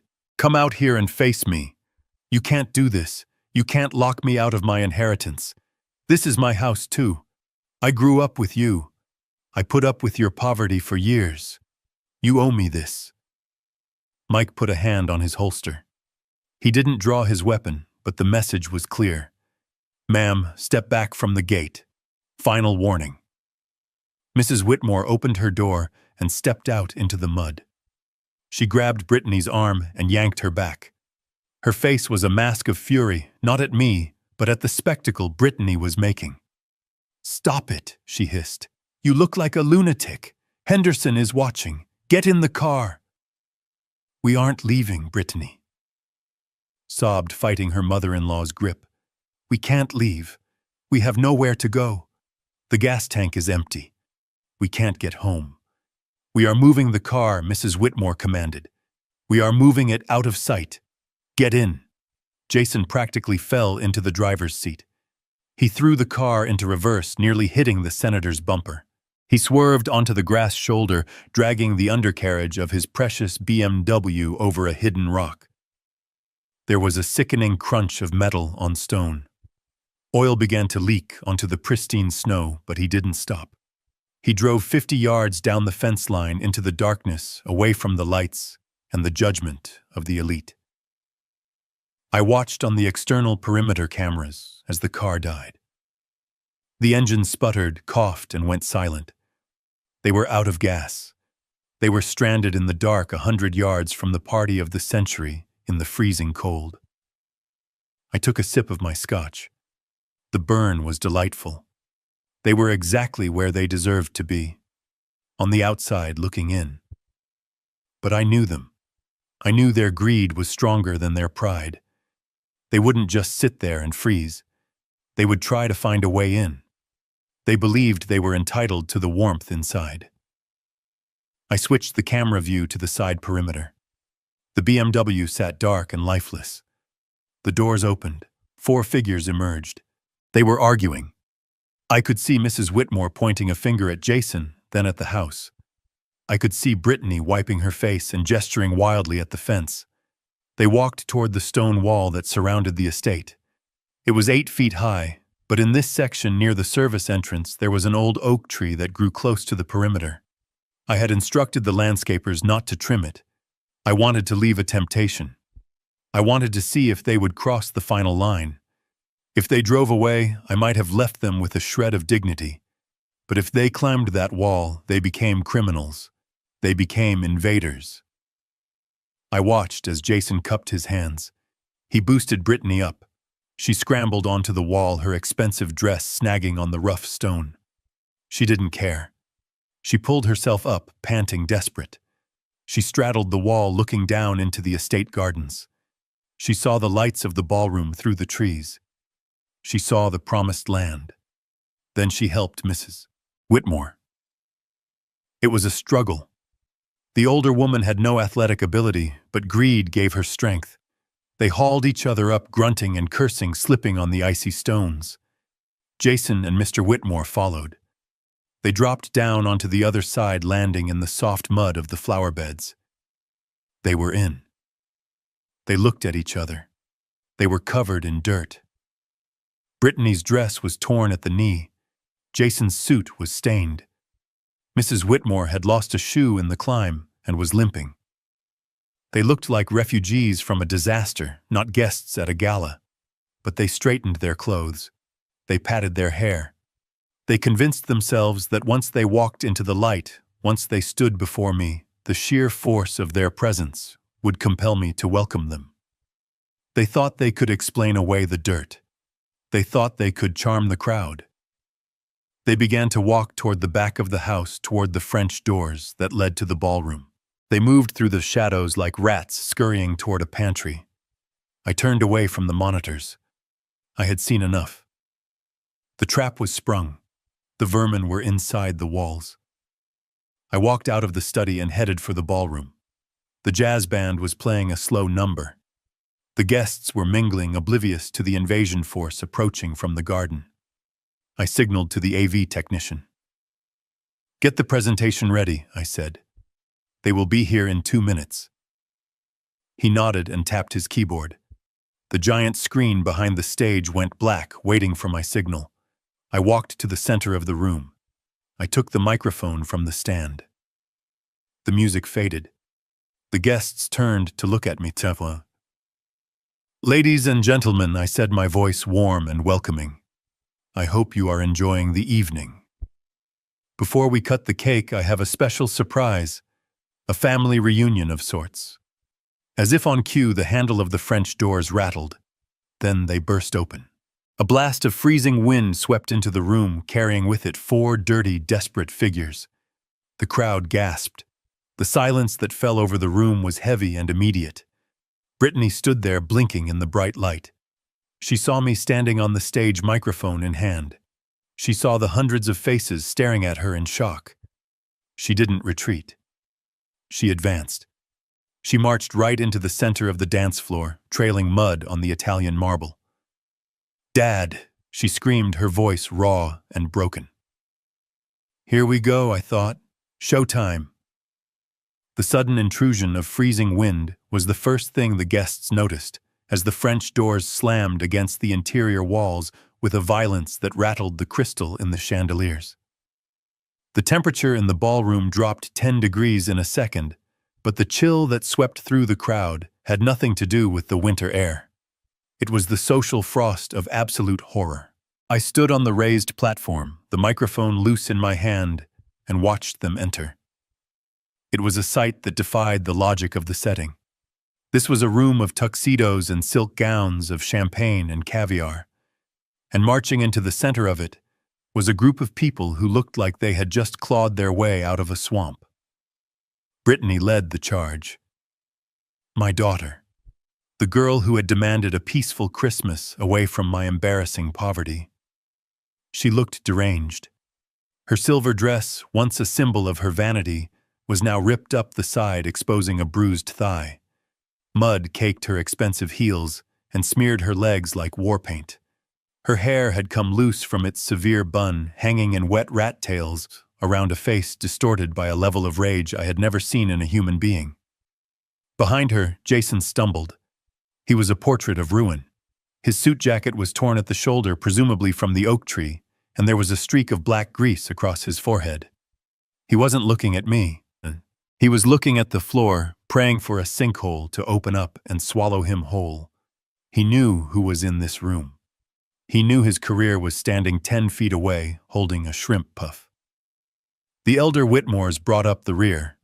Mrs. Whitmore was limping heavily, her one remaining shoe making a lopsided clacking sound on the marble floor, clack thud, clack thud. Her fur coat was wet and smelled of damp animal. Mr. Whitmore looked like a man who was having a waking nightmare, his eyes wide and unblinking.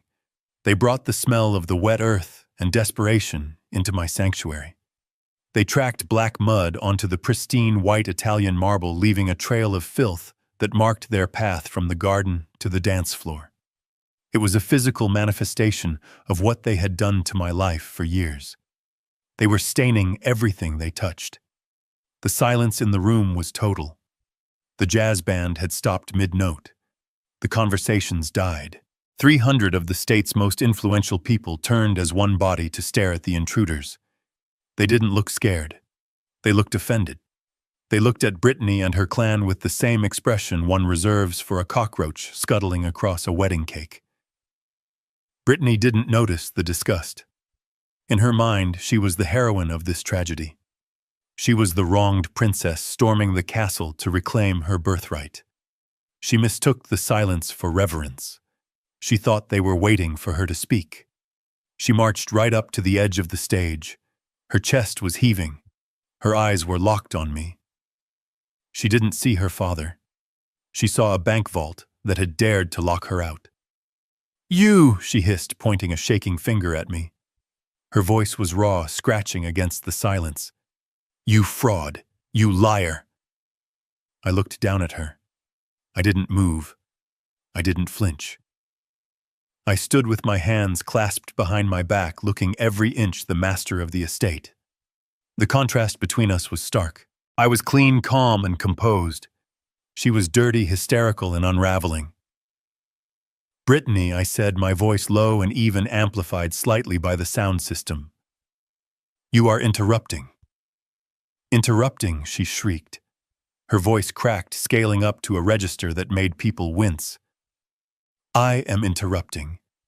You are throwing a party in my house, in my inheritance, and you left me outside in the snow." She turned to the crowd, spreading her arms wide. The mud on her hands was visible to everyone.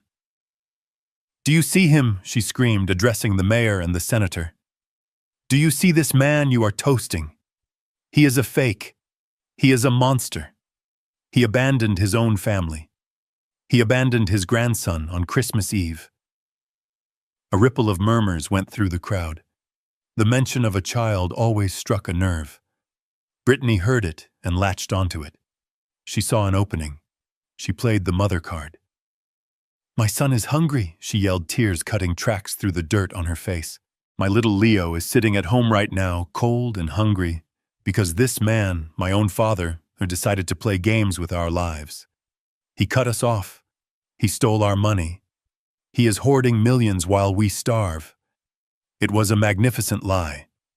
A performance worthy of an Oscar. If I hadn't known the truth. If I hadn't known that she had spent $50,000 on handbags last month while I paid her mortgage, I might have been impressed. She lunged for the stage. Security started to move forward, but I held up a hand to stop them. Let her speak, I thought. Let her dig the hole so deep she can never climb out. Brittany scrambled up the 3 steps to the platform.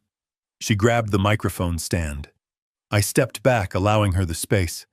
She ripped the mic from the holder, clutching it with both hands like a lifeline. "Listen to me, everyone," she panted, her voice booming through the ballroom speakers, echoing off the vaulted ceiling. "You think Conrad Blackwood is a philanthropist. You think he is a good man. He is a liar. He lived in a dump for years pretending to be poor just to test us, just to trick us. Who does that? What kind of sick psychopath hides his wealth from his own daughter?"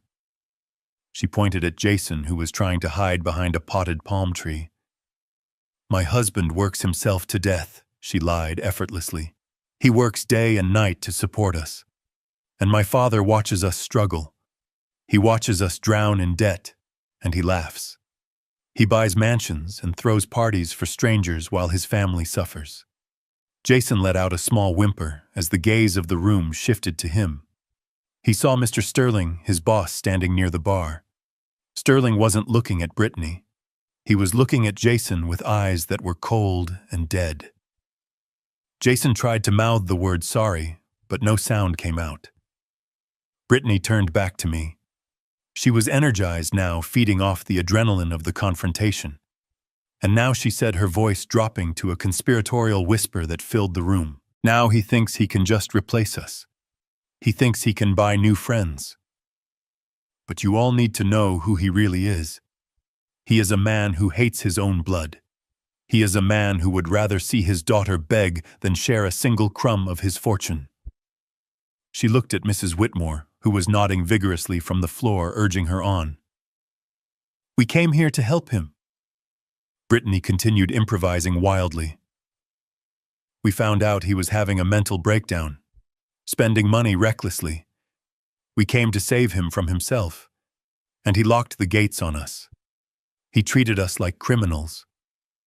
Look at us." She gestured to her torn dress and her muddy legs. "We had to climb the wall to check on him.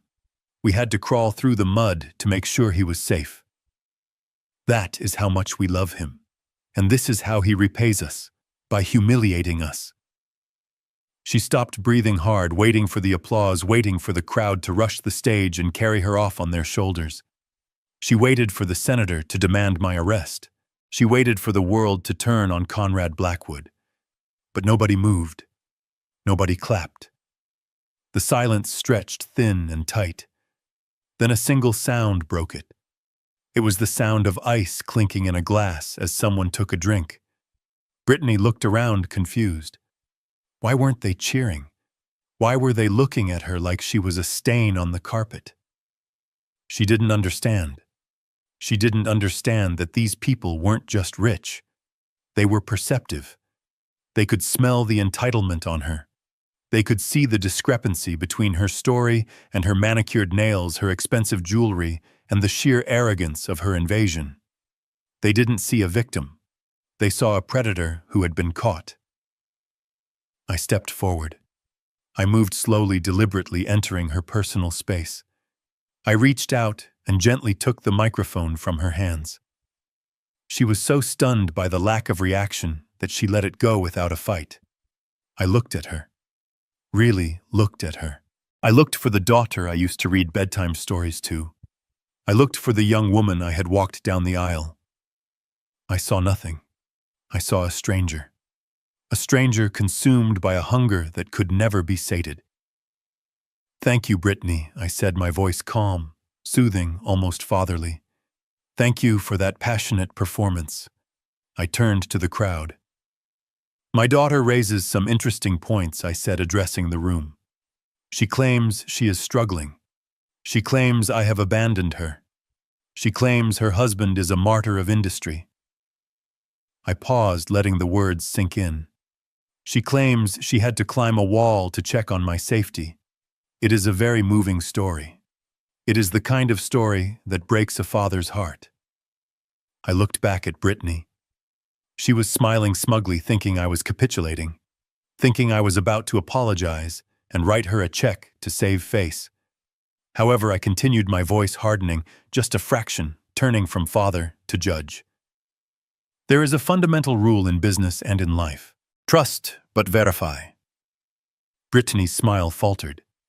"You see," I said, walking to the edge of the stage, My daughter forgot to mention a few details. She forgot to mention the definition of struggle in her household. She forgot to mention exactly where the money she claims she doesn't have actually went. I gestured to the back of the room where my AV technician was waiting. I believe in transparency, I said. So let us be transparent. Let us look at the receipts. The lights in the ballroom dimmed. Brittany looked around, panic starting to flare in her eyes again. "What are you doing?" she hissed at me. "Stop this. Just give me the money and we will leave." "It is too late for that," I whispered to her off mic. "You wanted an audience, Brittany. You wanted a scene. Now you have the main stage." The giant LED screen behind us, which had been displaying a tasteful loop of falling snow, suddenly went black. Then it flickered to life with a stark white background. Project Parasite appeared on the screen in bold black letters. Brittany froze. She recognized the term. She didn't know where it came from, but she knew it sounded bad. I walked to the side of the stage, giving the audience a clear view. "Ladies and gentlemen," I said, "my daughter claims I hid my wealth. That is true. But she claims I never helped her. That is a lie." I clicked a remote control I had pulled from my pocket. The screen changed. It displayed a series of bank transfers. They were magnified so even the people in the back could read the numbers. "These are the monthly transfers from the Angel Wing Trust," I explained. "A trust I established solely to pay the mortgage on the house Brittany lives in, $4,200 a month. Every month, for 5 years. A gasp went through the room. That was over $250,000. Brittany's mouth opened. That was a grant," she stammered. "We won a grant." I clicked the remote again. A document appeared on the screen. It was the incorporation papers of the Angel Wing Trust. Sole benefactor Conrad Blackwood. "There is no grant, Brittany," I said. "There is only me. I paid for the roof over your head so you could pretend to be independent." Jason let out a sound like a wounded animal. He saw his life crumbling in high definition. "But we aren't done," I said. I clicked the remote. A credit card statement appeared. It was redacted to show only the purchases and the totals. Neiman Marcus, $5,000. The Spa at the Ritz, $2,000. Porsche Leasing, $3,000. "This is from last month," I said. "While I was supposedly hoarding my millions and letting you starve, you were spending $10,000 a month on luxury goods, on credit cards that I guaranteed, on credit cards I paid off when you couldn't." The crowd was murmuring loudly now. The sympathy Brittany had hoped for had curdled into outrage. They were looking at her designer dress, her jewelry, her entitlement, and they were doing the math. "She isn't struggling," a woman in the front row whispered loud enough to be heard. "She is a leech." Brittany was shaking her head, backing away from the screen, as if the numbers were physical blows. "No," she whimpered. "No, that is private. You can't show that. You made it public when you broke into my house and grabbed the microphone," I said coldly. I clicked the remote again. "Now for the husband," I said. Jason tried to run. He actually turned and sprinted toward the French doors. But Mike was there. He simply stepped in front of the door, crossing his massive arms.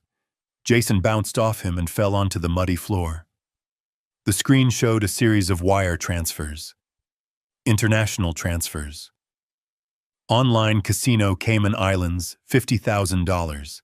Sportsbet Antigua, $75,000. Jason's gambling debts, I announced. Debts that involved people who break legs for a living. Debts that I settled anonymously 2 weeks ago to keep my grandson's father alive. The room went deadly silent. Mr. Sterling, Jason's boss, walked slowly toward the stage. He looked up at the screen, reading the dates, reading the amounts. $200,000, Sterling said, his voice cutting through the room. That is the exact amount missing from the client escrow account Jason manages. Jason curled into a ball on the floor, was covering his head with his arms. I looked at Sterling. I didn't pay that one, I said. I only paid the bookies. If he stole from you, that is on him. Sterling turned to Jason. You are done, he said. I am calling the district attorney. Brittany was hyperventilating. She looked at her husband cowering in the mud. She looked at her parents who were trying to inch away into the shadows, pretending they didn't know her. She looked at me. Dad, she pleaded, her voice small and terrified. Stop. Please stop. We get it. We are sorry. Just turn it off. I am afraid there is one more thing, I said. The reason for tonight's visit. The reason you are here. I clicked the remote one last time. The screen went black. Then a waveform appeared. An audio file. This was recorded last night, I said. Outside your window. While I was dropping off a gift for my grandson. A grandson you told me I couldn't see. I pressed play. The sound of Jason's voice filled the ballroom, booming from the speakers. If we convince him to sell it and move into that state-subsidized nursing home on Elm Street, we could use the proceeds to invest in my company. We could tell him it is for his own safety. He is getting old and senile anyway. The crowd gasped. It was a collective intake of breath that sucked the air out of the room. Then Brittany's voice. I was afraid he would ask for money again. It is so draining to deal with his poverty mentality. And then Eleanor Whitmore's voice, the final nail in the coffin. May as well squeeze him dry before he kicks the bucket. The recording ended. I lowered the microphone. I didn't need to say anything else. The evidence hung in the air, toxic and undeniable. I looked at the Whitmores. Mrs. Whitmore was pale, her mouth opening and closing like a fish. She felt the eyes of the senator on her. She felt the social death that was descending upon her. Brittany stood center stage, stripped of every lie, every pretense, every defense. She was naked in her greed. This I said, my voice quiet, but carrying to every corner of the room, is why you were not invited. Not because of my money, but because of your hearts. Brittany looked at the crowd. She saw the disgust. She saw the judgment. She realized that no amount of screaming, no amount of lying could fix this. She had climbed a wall to get into paradise, and she had found only hell. She looked at me one last time. Her eyes were dead. You ruined us, she whispered. No, Brittany, I replied. I just stopped paying for the illusion. I signaled to security. Get them out. The silence in the ballroom was a living thing, heavy and suffocating, a physical weight that pressed down on the shoulders of the 300 guests. Brittany stood center stage, her chest heaving, her face flushed with the triumph of her victimhood. She believed she had delivered the coup de grace. She believed that by screaming her pain she had turned the tide. She looked out at the sea of faces, expecting to see tears of sympathy, expecting the mayor to step forward and drape his coat over her shoulders. But the room was frozen. The air conditioning hummed a low, indifferent drone. I stood a few feet away watching her. I adjusted the cuff of my tuxedo jacket. I felt a strange calm wash over me, the icy clarity of a surgeon about to make the first incision. I did not feel anger anymore. Anger is hot and messy. This was cold. This was accounting. Brittany, I said, my voice soft but amplified by the sound system cutting through the silence like a razor. You have told your story. You have painted a vivid picture of a neglected daughter and a struggling family. You have called me a monster. I paused, letting the word hang there. But in my business we have a saying. Data does not lie. People do. I turned my back on her. It was a dismissal, a subtle signal that she was no longer the protagonist of this scene. I gestured to the back of the room where my AV technician sat behind a bank of monitors. He was a young man named Kevin, whom I had paid triple his rate to be ready for this exact moment. He gave me a sharp nod. Lights, I said. The crystal chandeliers dimmed. The warm golden glow of the ballroom faded into a twilight gloom, leaving only the stage illuminated by harsh white spotlights. The atmosphere shifted instantly, from a celebration to an interrogation. Behind me, the massive LED screen, which had been displaying a harmless loop of winter scenery, flickered and went black. A low electronic hum filled the room. Then, with a digital crackle that made Mrs. Whitmore jump, the screen roared to life. It was 20 feet tall and 30 feet wide. The resolution was so high you could see the pixels in the document that appeared. Project Parasite. The words were typed in bold, stark font at the top of a spreadsheet. Brittany turned to look at the screen. Her mouth opened slightly. She blinked, trying to comprehend what she was seeing. "Ladies and gentlemen," I said, addressing the crowd, my voice steady and authoritative. "My daughter claims she is struggling. She claims I have hoarded my wealth while she starved. She claims I abandoned my grandson to poverty. Let us examine the definition of poverty in the Whitmore household." I clicked the small remote concealed in my hand. The screen shifted. A bank statement appeared, blown up to monstrous proportions. It was dated 3 months prior. "Exhibit A," I said, walking slowly across the stage using the space like a courtroom. On September 12th, Brittany called me in tears. She told me that my grandson Leo had a severe asthma attack. She said their insurance had lapsed because of a clerical error. She needed $5,000 for an emergency room visit and a nebulizer.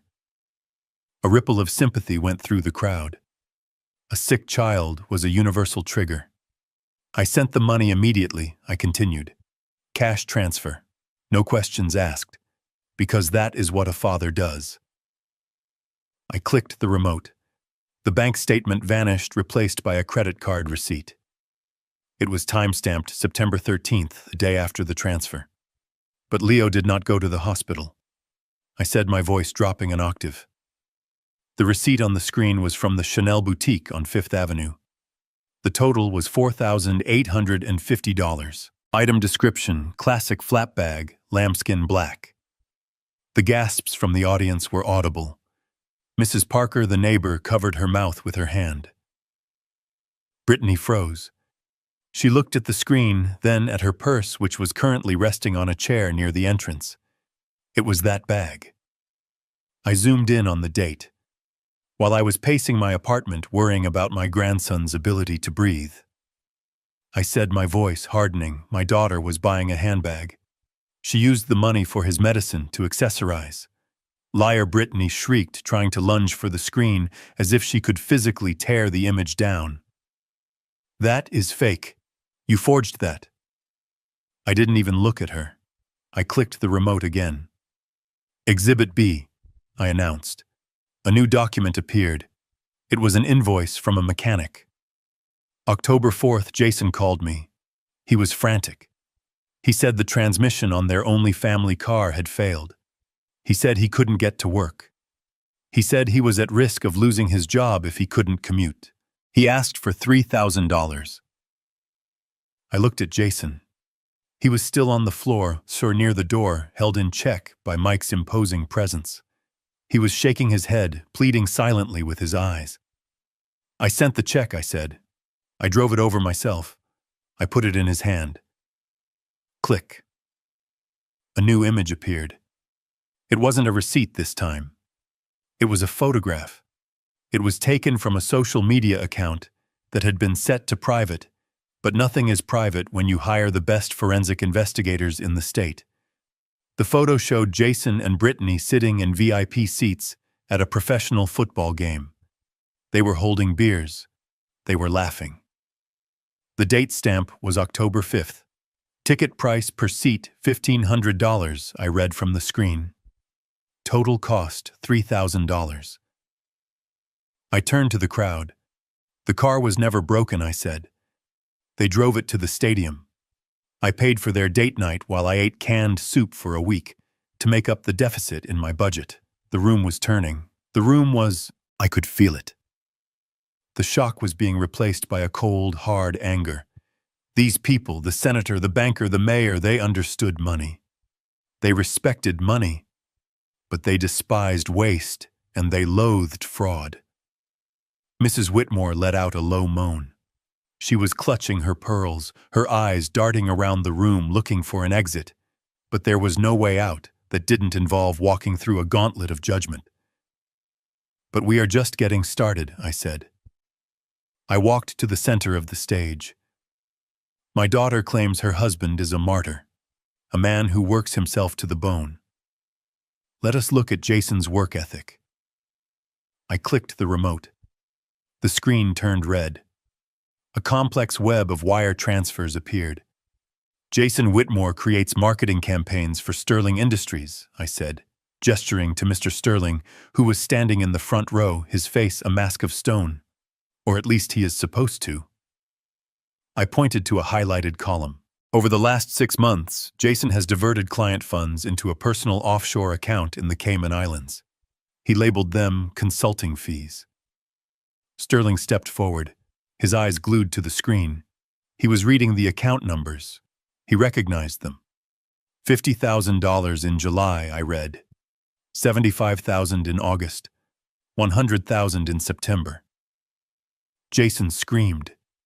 It was a high, thin sound, like a rabbit caught in a trap. "No," he yelled. "No, that is not true. Those were loans. I was going to pay them back." I clicked the remote again. "And where did the money go?" I asked. "Did it go to charity? Did it go to his starving family?" The screen displayed a log from an online gambling site. Ace High Poker. It went to the tables, I said. $225,000 lost in 4 months.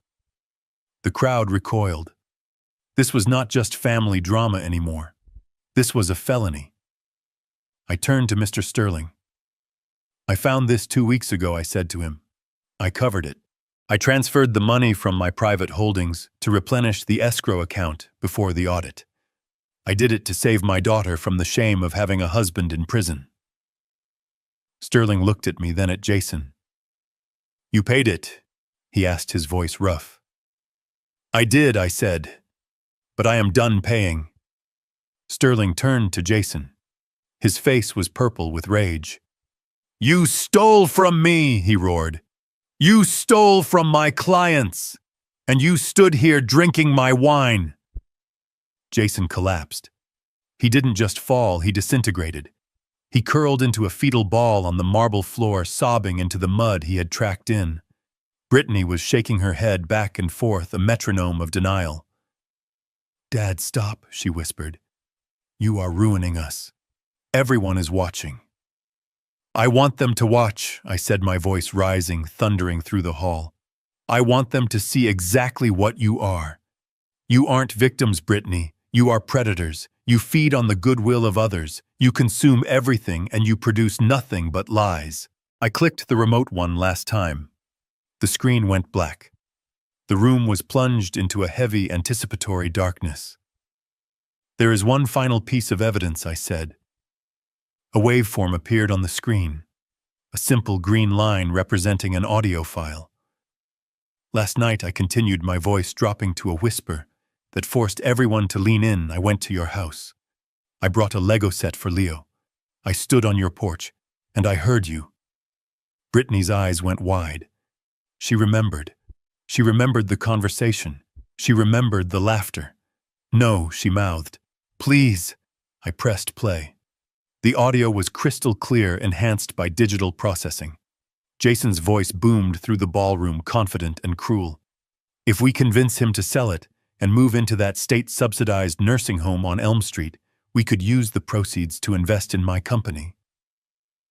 A gasp rippled through the room. The mention of a nursing home, the calculated cruelty of it, struck a chord of horror. "He's getting old and senile anyway," Jason's voice continued. "He won't even know the difference." Then Brittany's voice filled the room, sharp and impatient. "I was afraid he would ask for money again. It is so draining to deal with his poverty mentality. I just want him out of the way so we can enjoy Christmas without looking at his cheap clothes."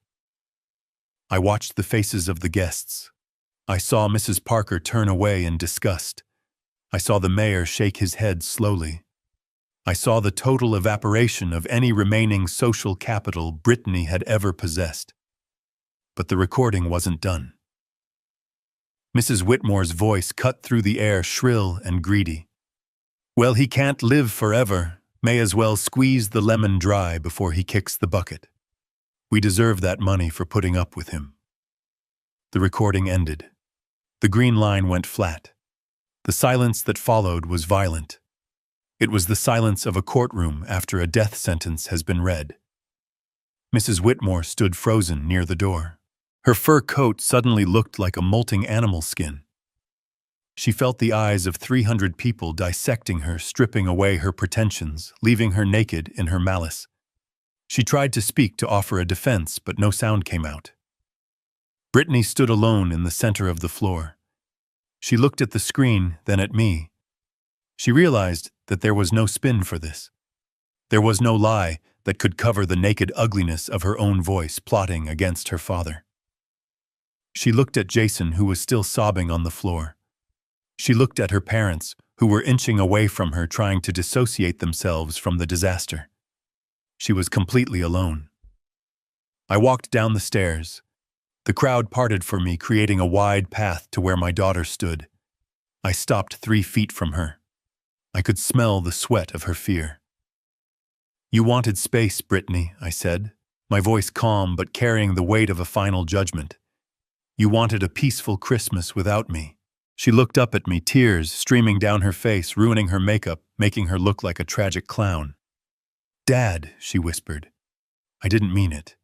We were just talking. It was the wine. I shook my head. In vino veritas, I said. In wine there is truth. And the truth is, you don't love me. You love what you thought you could take from me. I gestured to the screen where the evidence of their betrayal still glowed. You plotted to put me away, I said. You plotted to erase me so you could spend my life's work on handbags and gambling. You looked at your father and you saw a piggy bank to be smashed. I turned to the security team. Mike, I said. Mike stepped forward, his shadow falling over Brittany. I want them removed, I said, immediately. And Mike, yes, sir. Call the police. Mr. Sterling would like to file charges for embezzlement, and I would like to file charges for elder abuse and conspiracy to commit fraud. Brittany let out a wail that sounded inhuman. No, Dad, please. Not the police. Leo. Think of Leo. I leaned in close to her so only she could hear me. I am thinking of Leo, I whispered. That is why I am doing this. I am cutting out the rot so he has a chance to grow. I straightened up and looked at the crowd. I apologize for this unpleasantness, I said loud and clear, but I believe that Christmas is a time for truth, and tonight the truth has been served. 2 security guards grabbed Jason, hauling him to his feet. He hung limp between them, a broken man. 2 more approached the Whitmores, who began to shriek about their rights, about lawsuits, about knowing powerful people. Get your hands off me, Mrs. Whitmore screamed, kicking her one-shoed foot. Do you know who we are? Everyone knows who you are now, Mike said, grabbing her arm. You are the people who tried to rob an old man. Move. Brittany looked at me one last time as Mike took her elbow. Her eyes were full of a terrible, dawning realization. She saw the man in the tuxedo. She saw the power. She saw the father she had thrown away. Dad, she sobbed. Dad, I am sorry. It is too late for sorry, I said. They were dragged toward the doors. The guests watched them go, a sea of cold faces. As the doors opened, the wind howled outside, waiting to swallow them up. They were thrown out into the snow, into the cold, into the poverty they had so feared and which they had now earned for themselves. The doors slammed shut with a finality that echoed in the bones of everyone present. I stood there for a moment, looking at the closed doors. I felt a deep ache in my chest, the phantom pain of a limb that has been amputated to save the body. It hurt. God, it hurt. but the infection was gone. I turned back to the room. "Play something upbeat," I said to the band. The music started. The conversation resumed, hesitant at first, then louder, fueled by the adrenaline of the spectacle. Mr. Sterling walked up to me. He put a hand on my shoulder. "That was the hardest thing I have ever seen a man do," he said quietly. "It had to be done," I replied. He nodded. "You saved your company, Conrad, and you saved that boy. If Jason had stayed, he would have destroyed everything." "I know," I said. I walked to the bar and poured myself another drink. My hand was steady. I looked up at the giant screen.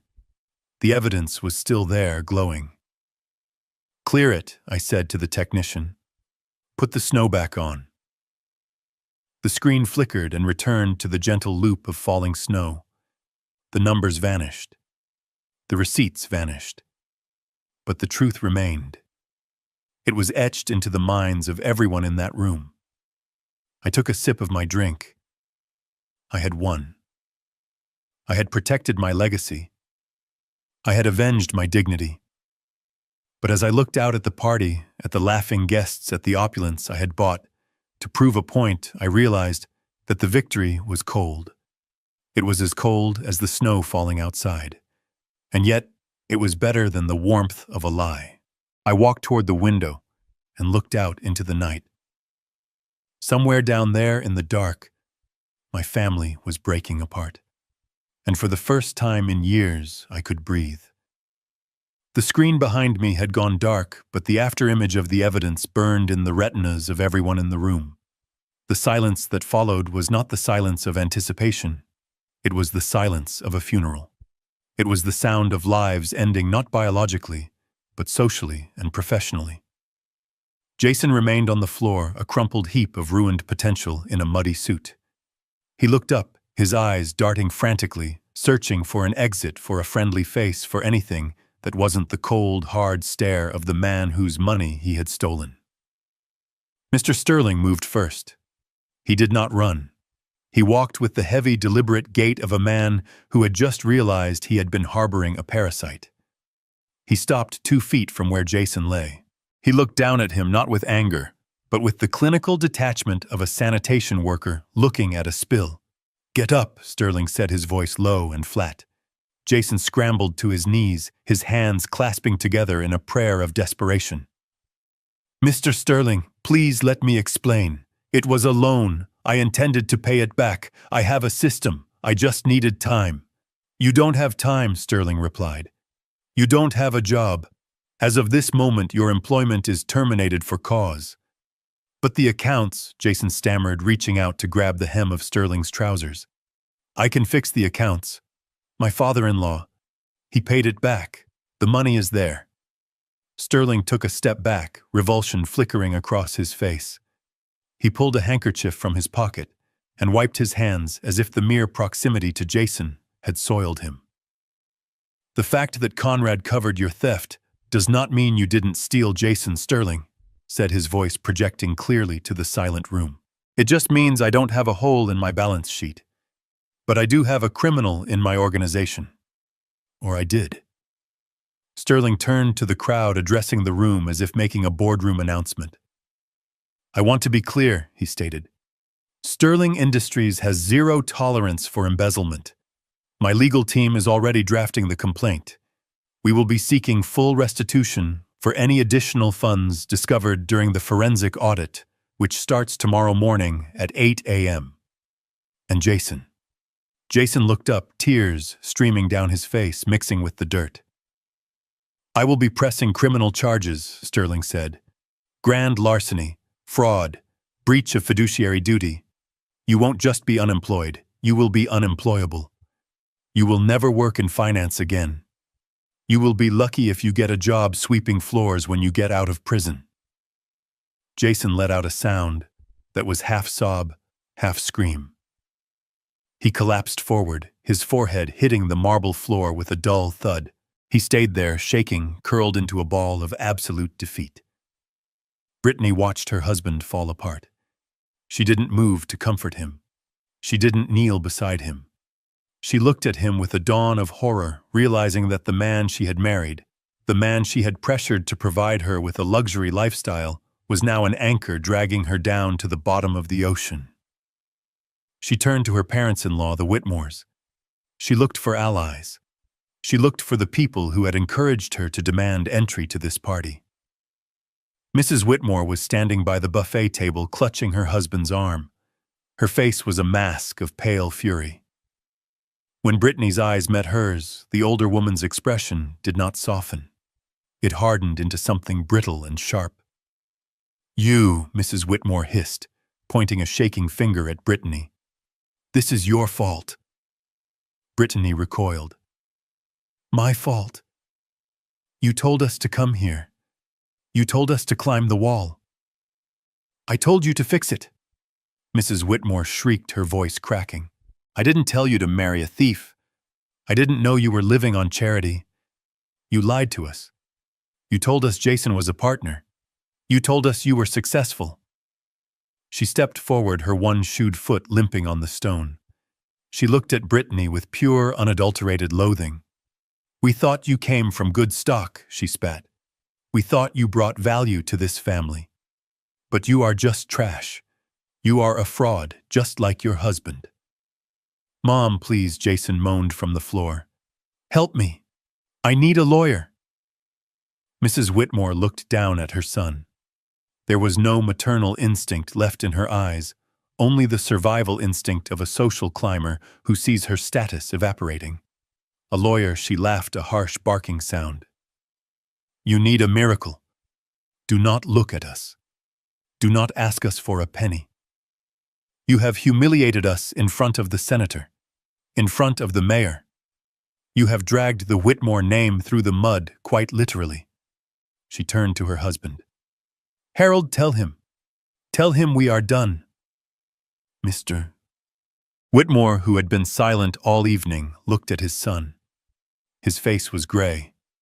He looked old and tired.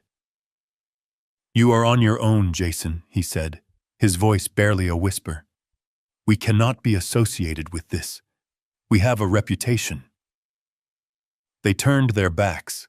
They physically turned their backs on their son and daughter-in-law, creating a wall of fur and tweed between them and the disaster. It was a brutal disowning, swift and total. Brittany stood alone in the center of the room. Her husband was broken. Her in-laws had rejected her. Her father was the executioner. The room was spinning. She looked around wildly, looking for an escape, looking for a way to rewind the tape to undo the last hour. Then the blue and red lights washed over the ballroom walls. They flashed through the tall windows, painting the guests in strobes of police emergency colors. The sound of sirens cut through the winter air, growing louder and louder, until they stopped right outside the front entrance. The heavy oak doors opened again, but this time it wasn't intruders. It was the law. 4 police officers walked in. They were not smiling. They were not here for the buffet. They shook the snow off their shoulders and scanned the room. Mike, my head of security, stepped forward to meet the sergeant. He pointed at the group in the center of the floor. "That is them," Mike said. "Trespassing, destruction of private property, harassment. And Mr. Sterling over there would like to make a statement regarding a felony embezzlement." The sergeant nodded. He signaled to his team. They moved in with efficient professional speed. 2 officers hauled Jason to his feet. He was dead weight. He didn't resist. He just hung there, limp and weeping, as they pulled his arms behind his back. The sound of the handcuffs ratcheting shut was loud and final. Click. Click. Jason Whitmore. "You are under arrest," the officer recited the Miranda rights, but Jason wasn't listening. He was staring at the floor, his life flashing before his eyes in a sequence of bad bets and stolen money. 2 other officers approached Brittany. She backed away, her hands raised. "No," she whispered. "No, you can't arrest me. I am his daughter. I live here." "You do not live here, ma'am," the officer said, pulling her arms down. "You broke into the property. The owner has pressed charges. They spun her around. She screamed as the cold metal touched her wrists. Dad, she wailed, turning her head to look at me. Dad, stop them. Please. I am your little girl. You can't let them take me to jail. Not on Christmas. I stood on the steps looking down at her. I felt a phantom ache in my heart, the memory of the love I used to have for her. But I forced myself to remember the recording. I forced myself to remember her voice plotting to put me away. You made your choice, Brittany, I said, my voice carrying over her screams. You chose the money. Now you have to pay the bill. The officers began to march them out. The Whitmores tried to blend into the crowd, tried to look like innocent bystanders, but the sergeant pointed at them too. You too as well, he said. You were identified as part of the group that breached the perimeter fence. Mrs. Whitmore let out a shriek of indignation as an officer grabbed her elbow. Do not touch me. I am a victim here. I was kidnapped. They forced me to come. Tell it to the judge, the officer said, pushing her forward. The procession of ruin moved toward the doors. The guests parted like the Red Sea, making sure not to touch them, not to be tainted by their downfall. The phone cameras held by guests flashed, capturing the walk of shame, documenting the end of the Whitmore pretensions. As they reached the doors, Brittany dug her heels in one last time. She looked back at the warm, glowing room, at the life she had wanted so desperately, at the father she had underestimated. I hate you, she screamed, her face twisted and ugly. I hate you. I hope you die alone in this big house. The doors slammed shut, cutting off her voice. The silence returned. But this time, it wasn't heavy. It was clean. It was the silence of a storm that has passed, leaving the air scrubbed and raw. I looked at the closed doors. I took a deep breath, inhaling the scent of pine and wood smoke. I felt lighter.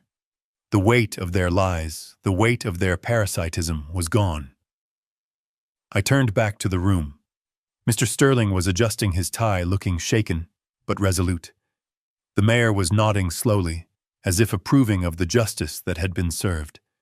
I raised my glass. To consequences, I said softly. I drank. The scotch tasted like closure, but the night wasn't over. There was one more piece of business to attend to. One innocent life that needed to be salvaged from the wreckage. I looked at Sarah, my lawyer. She was already on her phone, speaking in low, urgent tones. She caught my eye and nodded. It was time to get Leo. The sirens faded into the distance, carrying away the noise and the fury of my daughter and her husband, leaving behind a silence that felt sacred.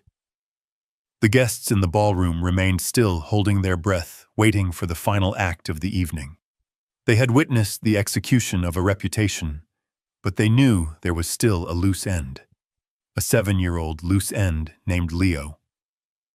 I turned to Sarah O'Connor, my attorney, who was standing near the orchestra pit.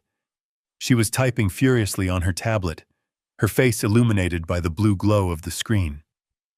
She looked up and met my gaze. She nodded once. It was a small gesture, but it carried the weight of a gavel strike. I motioned for the music to remain off. I walked back to the center of the room. I needed to address this. I needed to make sure that everyone here understood that this was not just about punishment. It was about protection. I know what you are thinking, I said to the room, my voice echoing slightly. You are thinking that I am a hard man. You are thinking that I just orphaned my grandson on Christmas Eve. I paused, looking at the faces of the parents in the crowd. I saw doubt. I saw worry. But you are wrong, I continued. I did not orphan him. I liberated him. Sarah stepped forward. She held a thick manila envelope in her hand. She handed it to me. I opened it and pulled out a document stamped with the seal of the family court. This is an emergency temporary custody order, I announced, holding the paper up. It was signed by Judge Henderson 20 minutes ago based on the evidence we presented regarding the immediate danger to the child's welfare. I looked at Mr. Sterling. You saw the financial records, I said. You saw the gambling. You saw the fraud. But what you did not see was the neglect. I turned to the screen behind me. I signaled Kevin. "Show them the last slide," I said. The screen flickered to life one last time. It was a report from a private investigator. It detailed the hours Brittany and Jason spent out of the house. It showed logs of Leo being left alone for hours at a time while his parents were at casinos or shopping malls. It showed a refrigerator in their house that was empty except for wine and takeout containers. "My daughter and her husband are not just thieves," I said, my voice trembling with a suppressed rage that I had held back all night. "They are unfit. They are fundamentally incapable of caring for another human being because they are consumed by their own appetites." I looked at the document in my hand. While Brittany was screaming at my gate, I said quietly my private security team was executing a welfare check at her home. They found Leo alone. On Christmas Eve. The heat had been turned down to save money. He was eating cereal from a box in the dark. A gasp of horror swept through the room. This was the final straw. The socialite mask Brittany had worn was completely shattered, revealing the monster underneath. "He is not there anymore," I said. "He is currently in the care of a pediatric nanny service I retained. He is warm. He is fed. And he is surrounded by the Lego sets I bought him." Sarah stepped up to the microphone. Her voice was sharp, professional, and terrifyingly competent. "As Mr. Blackwood's legal counsel, I have already filed a motion for permanent termination of parental rights," she stated. "The evidence is overwhelming. We have financial instability due to criminal activity. We have moral turpitude demonstrated by the conspiracy to harm a senior citizen. And we have documented neglect." She looked around the room, engaging the eyes of the most powerful people in the city. "There is no judge in this state who will return a child to a couple facing federal indictment for fraud and elder abuse," she said. "Jason Whitmore will be in prison for a decade. Brittany Blackwood will be facing charges of conspiracy. They have no home. They have no income. They have no future." I stepped back in taking the microphone. "But Leo has a future," I said. I pulled another document from the envelope. It was bound in blue leather. "This is the Blackwood Generational Trust," I announced. "I established it this morning. It is irrevocable. It is funded with $10 million of my personal capital." I opened the booklet. "This money is for Leo," I said. "It pays for his education. It pays for his health care. It pays for his travel. It ensures that he will never know the desperation that drove his parents to madness." I looked at the crowd, my eyes hard. "But there is a condition," I said. "A strict condition. Not 1 cent of this money can ever be accessed by his parents. Not for legal fees. Not for bail. Not for rent. If they ever attempt to contact him to solicit funds, the trust dissolves and the assets are donated to charity." I closed the booklet with a snap. "I am cutting off the infection," I said. "I am ensuring that the cycle of greed ends with this generation. Leo will not grow up thinking he is entitled to money he didn't earn. He will grow up knowing that wealth is a tool for good, not a weapon for manipulation." I looked out the window at the falling snow. I thought of my grandson, sitting in a warm room somewhere safe from the chaos I had unleashed. I felt a warmth spread through my chest that had nothing to do with the scotch. "I am 71 years old," I said softly. "I do not have many years left. I should be resting. I should be playing golf." I turned back to the room. "Instead, I am going to raise a boy," I said. "I am going to teach him how to be a man. I am going to teach him the value of $1 and the value of a word. I am going to do for him what I failed to do for his mother." I looked at Mr. Sterling. "You fired Jason tonight," I said. "You did the right thing. But I am asking you a favor." Sterling nodded. "Anything, Conrad." "When Leo is old enough," I said, "give him a job. An entry-level job. Make him sweep the floors." Make him earn his place. Do not let him coast because of his name." Sterling smiled a genuine expression of respect. "You have my word." I raised my glass one last time. "To Leo," I said, "the future of the Blackwood name." The room erupted in a toast. "To Leo," they echoed. I handed the microphone to Sarah. I was done with speeches. I was done with drama. I had destroyed my family to save it. It was a paradox that only a man who had walked through fire could understand. I walked away from the stage. The guests parted for me, touching my arm, offering words of support. They didn't see a cruel old man anymore. They saw a patriarch protecting his bloodline. I walked to the elevator and pressed the button for the 3rd floor. The doors slid shut, cutting off the noise of the party. I leaned my head against the cool metal wall. I was exhausted. My bones ached. My heart ached. But as the elevator rose, carrying me up to the private wing where I had set up a temporary nursery for Leo, I smiled. Brittany had wanted space. She had wanted privacy. She had wanted a life without me. Now she had it. She had a cold cell and a court date, and I had the one thing she had never truly valued. I had her son, and I was going to make sure he became the man she could never be. The last limousine taillights faded into the darkness, leaving red streaks against the white snow. The party was over. The guests had departed, carrying with them the story of the century. They would talk about the food. They would talk about the wine. But mostly, they would talk about the moment Conrad Blackwood returned from the dead to bury his own family. I stood in the center of the empty ballroom.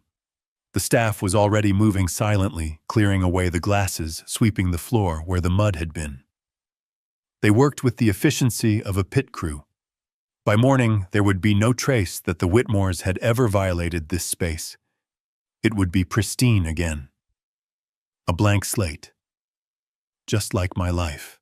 James the butler approached me with a silver tray. He held out a fresh glass of scotch. It was the 30-year-old single malt. "Will there be anything else?" Sir James asked, his voice low and respectful. "No, James," I said, taking the glass. "Check on the boy. Make sure the nanny has everything she needs." "He is fast asleep," Sir James said. "He didn't wake up once." "Good," I said. "Go to bed, James. It has been a long night." "Thank you, sir." "Merry Christmas." "Merry Christmas, James." I walked alone through the massive house. My footsteps on the marble were the only sound. I walked past the library, past the dining room, past the portraits of strangers that came with the house.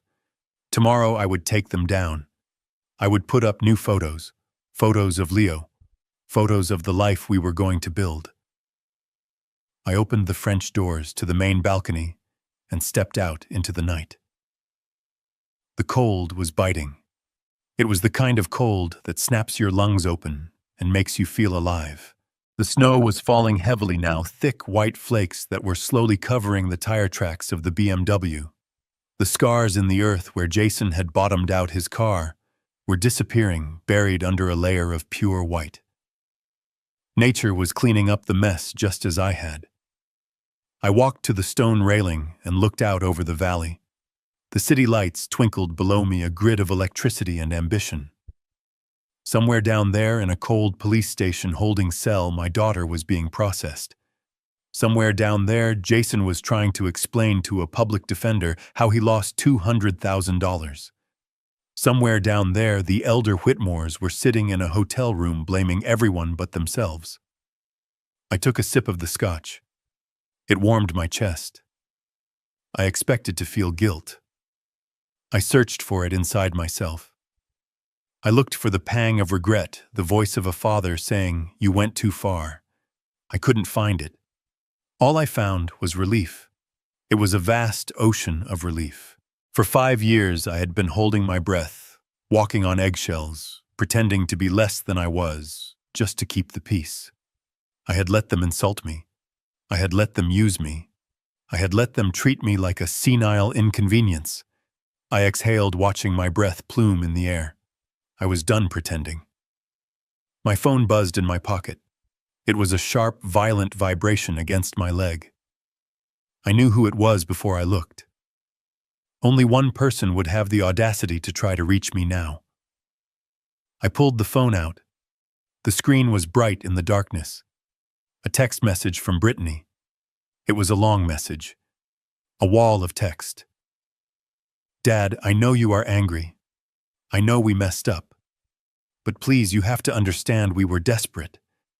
The pressure, it made us do crazy things. We are family, Dad. You can't just leave us like this. I am scared. They are talking about bail. I don't have money for bail. Please, Dad. Just this once. I promise I will change. I promise I will be the daughter you wanted. Just answer me, please.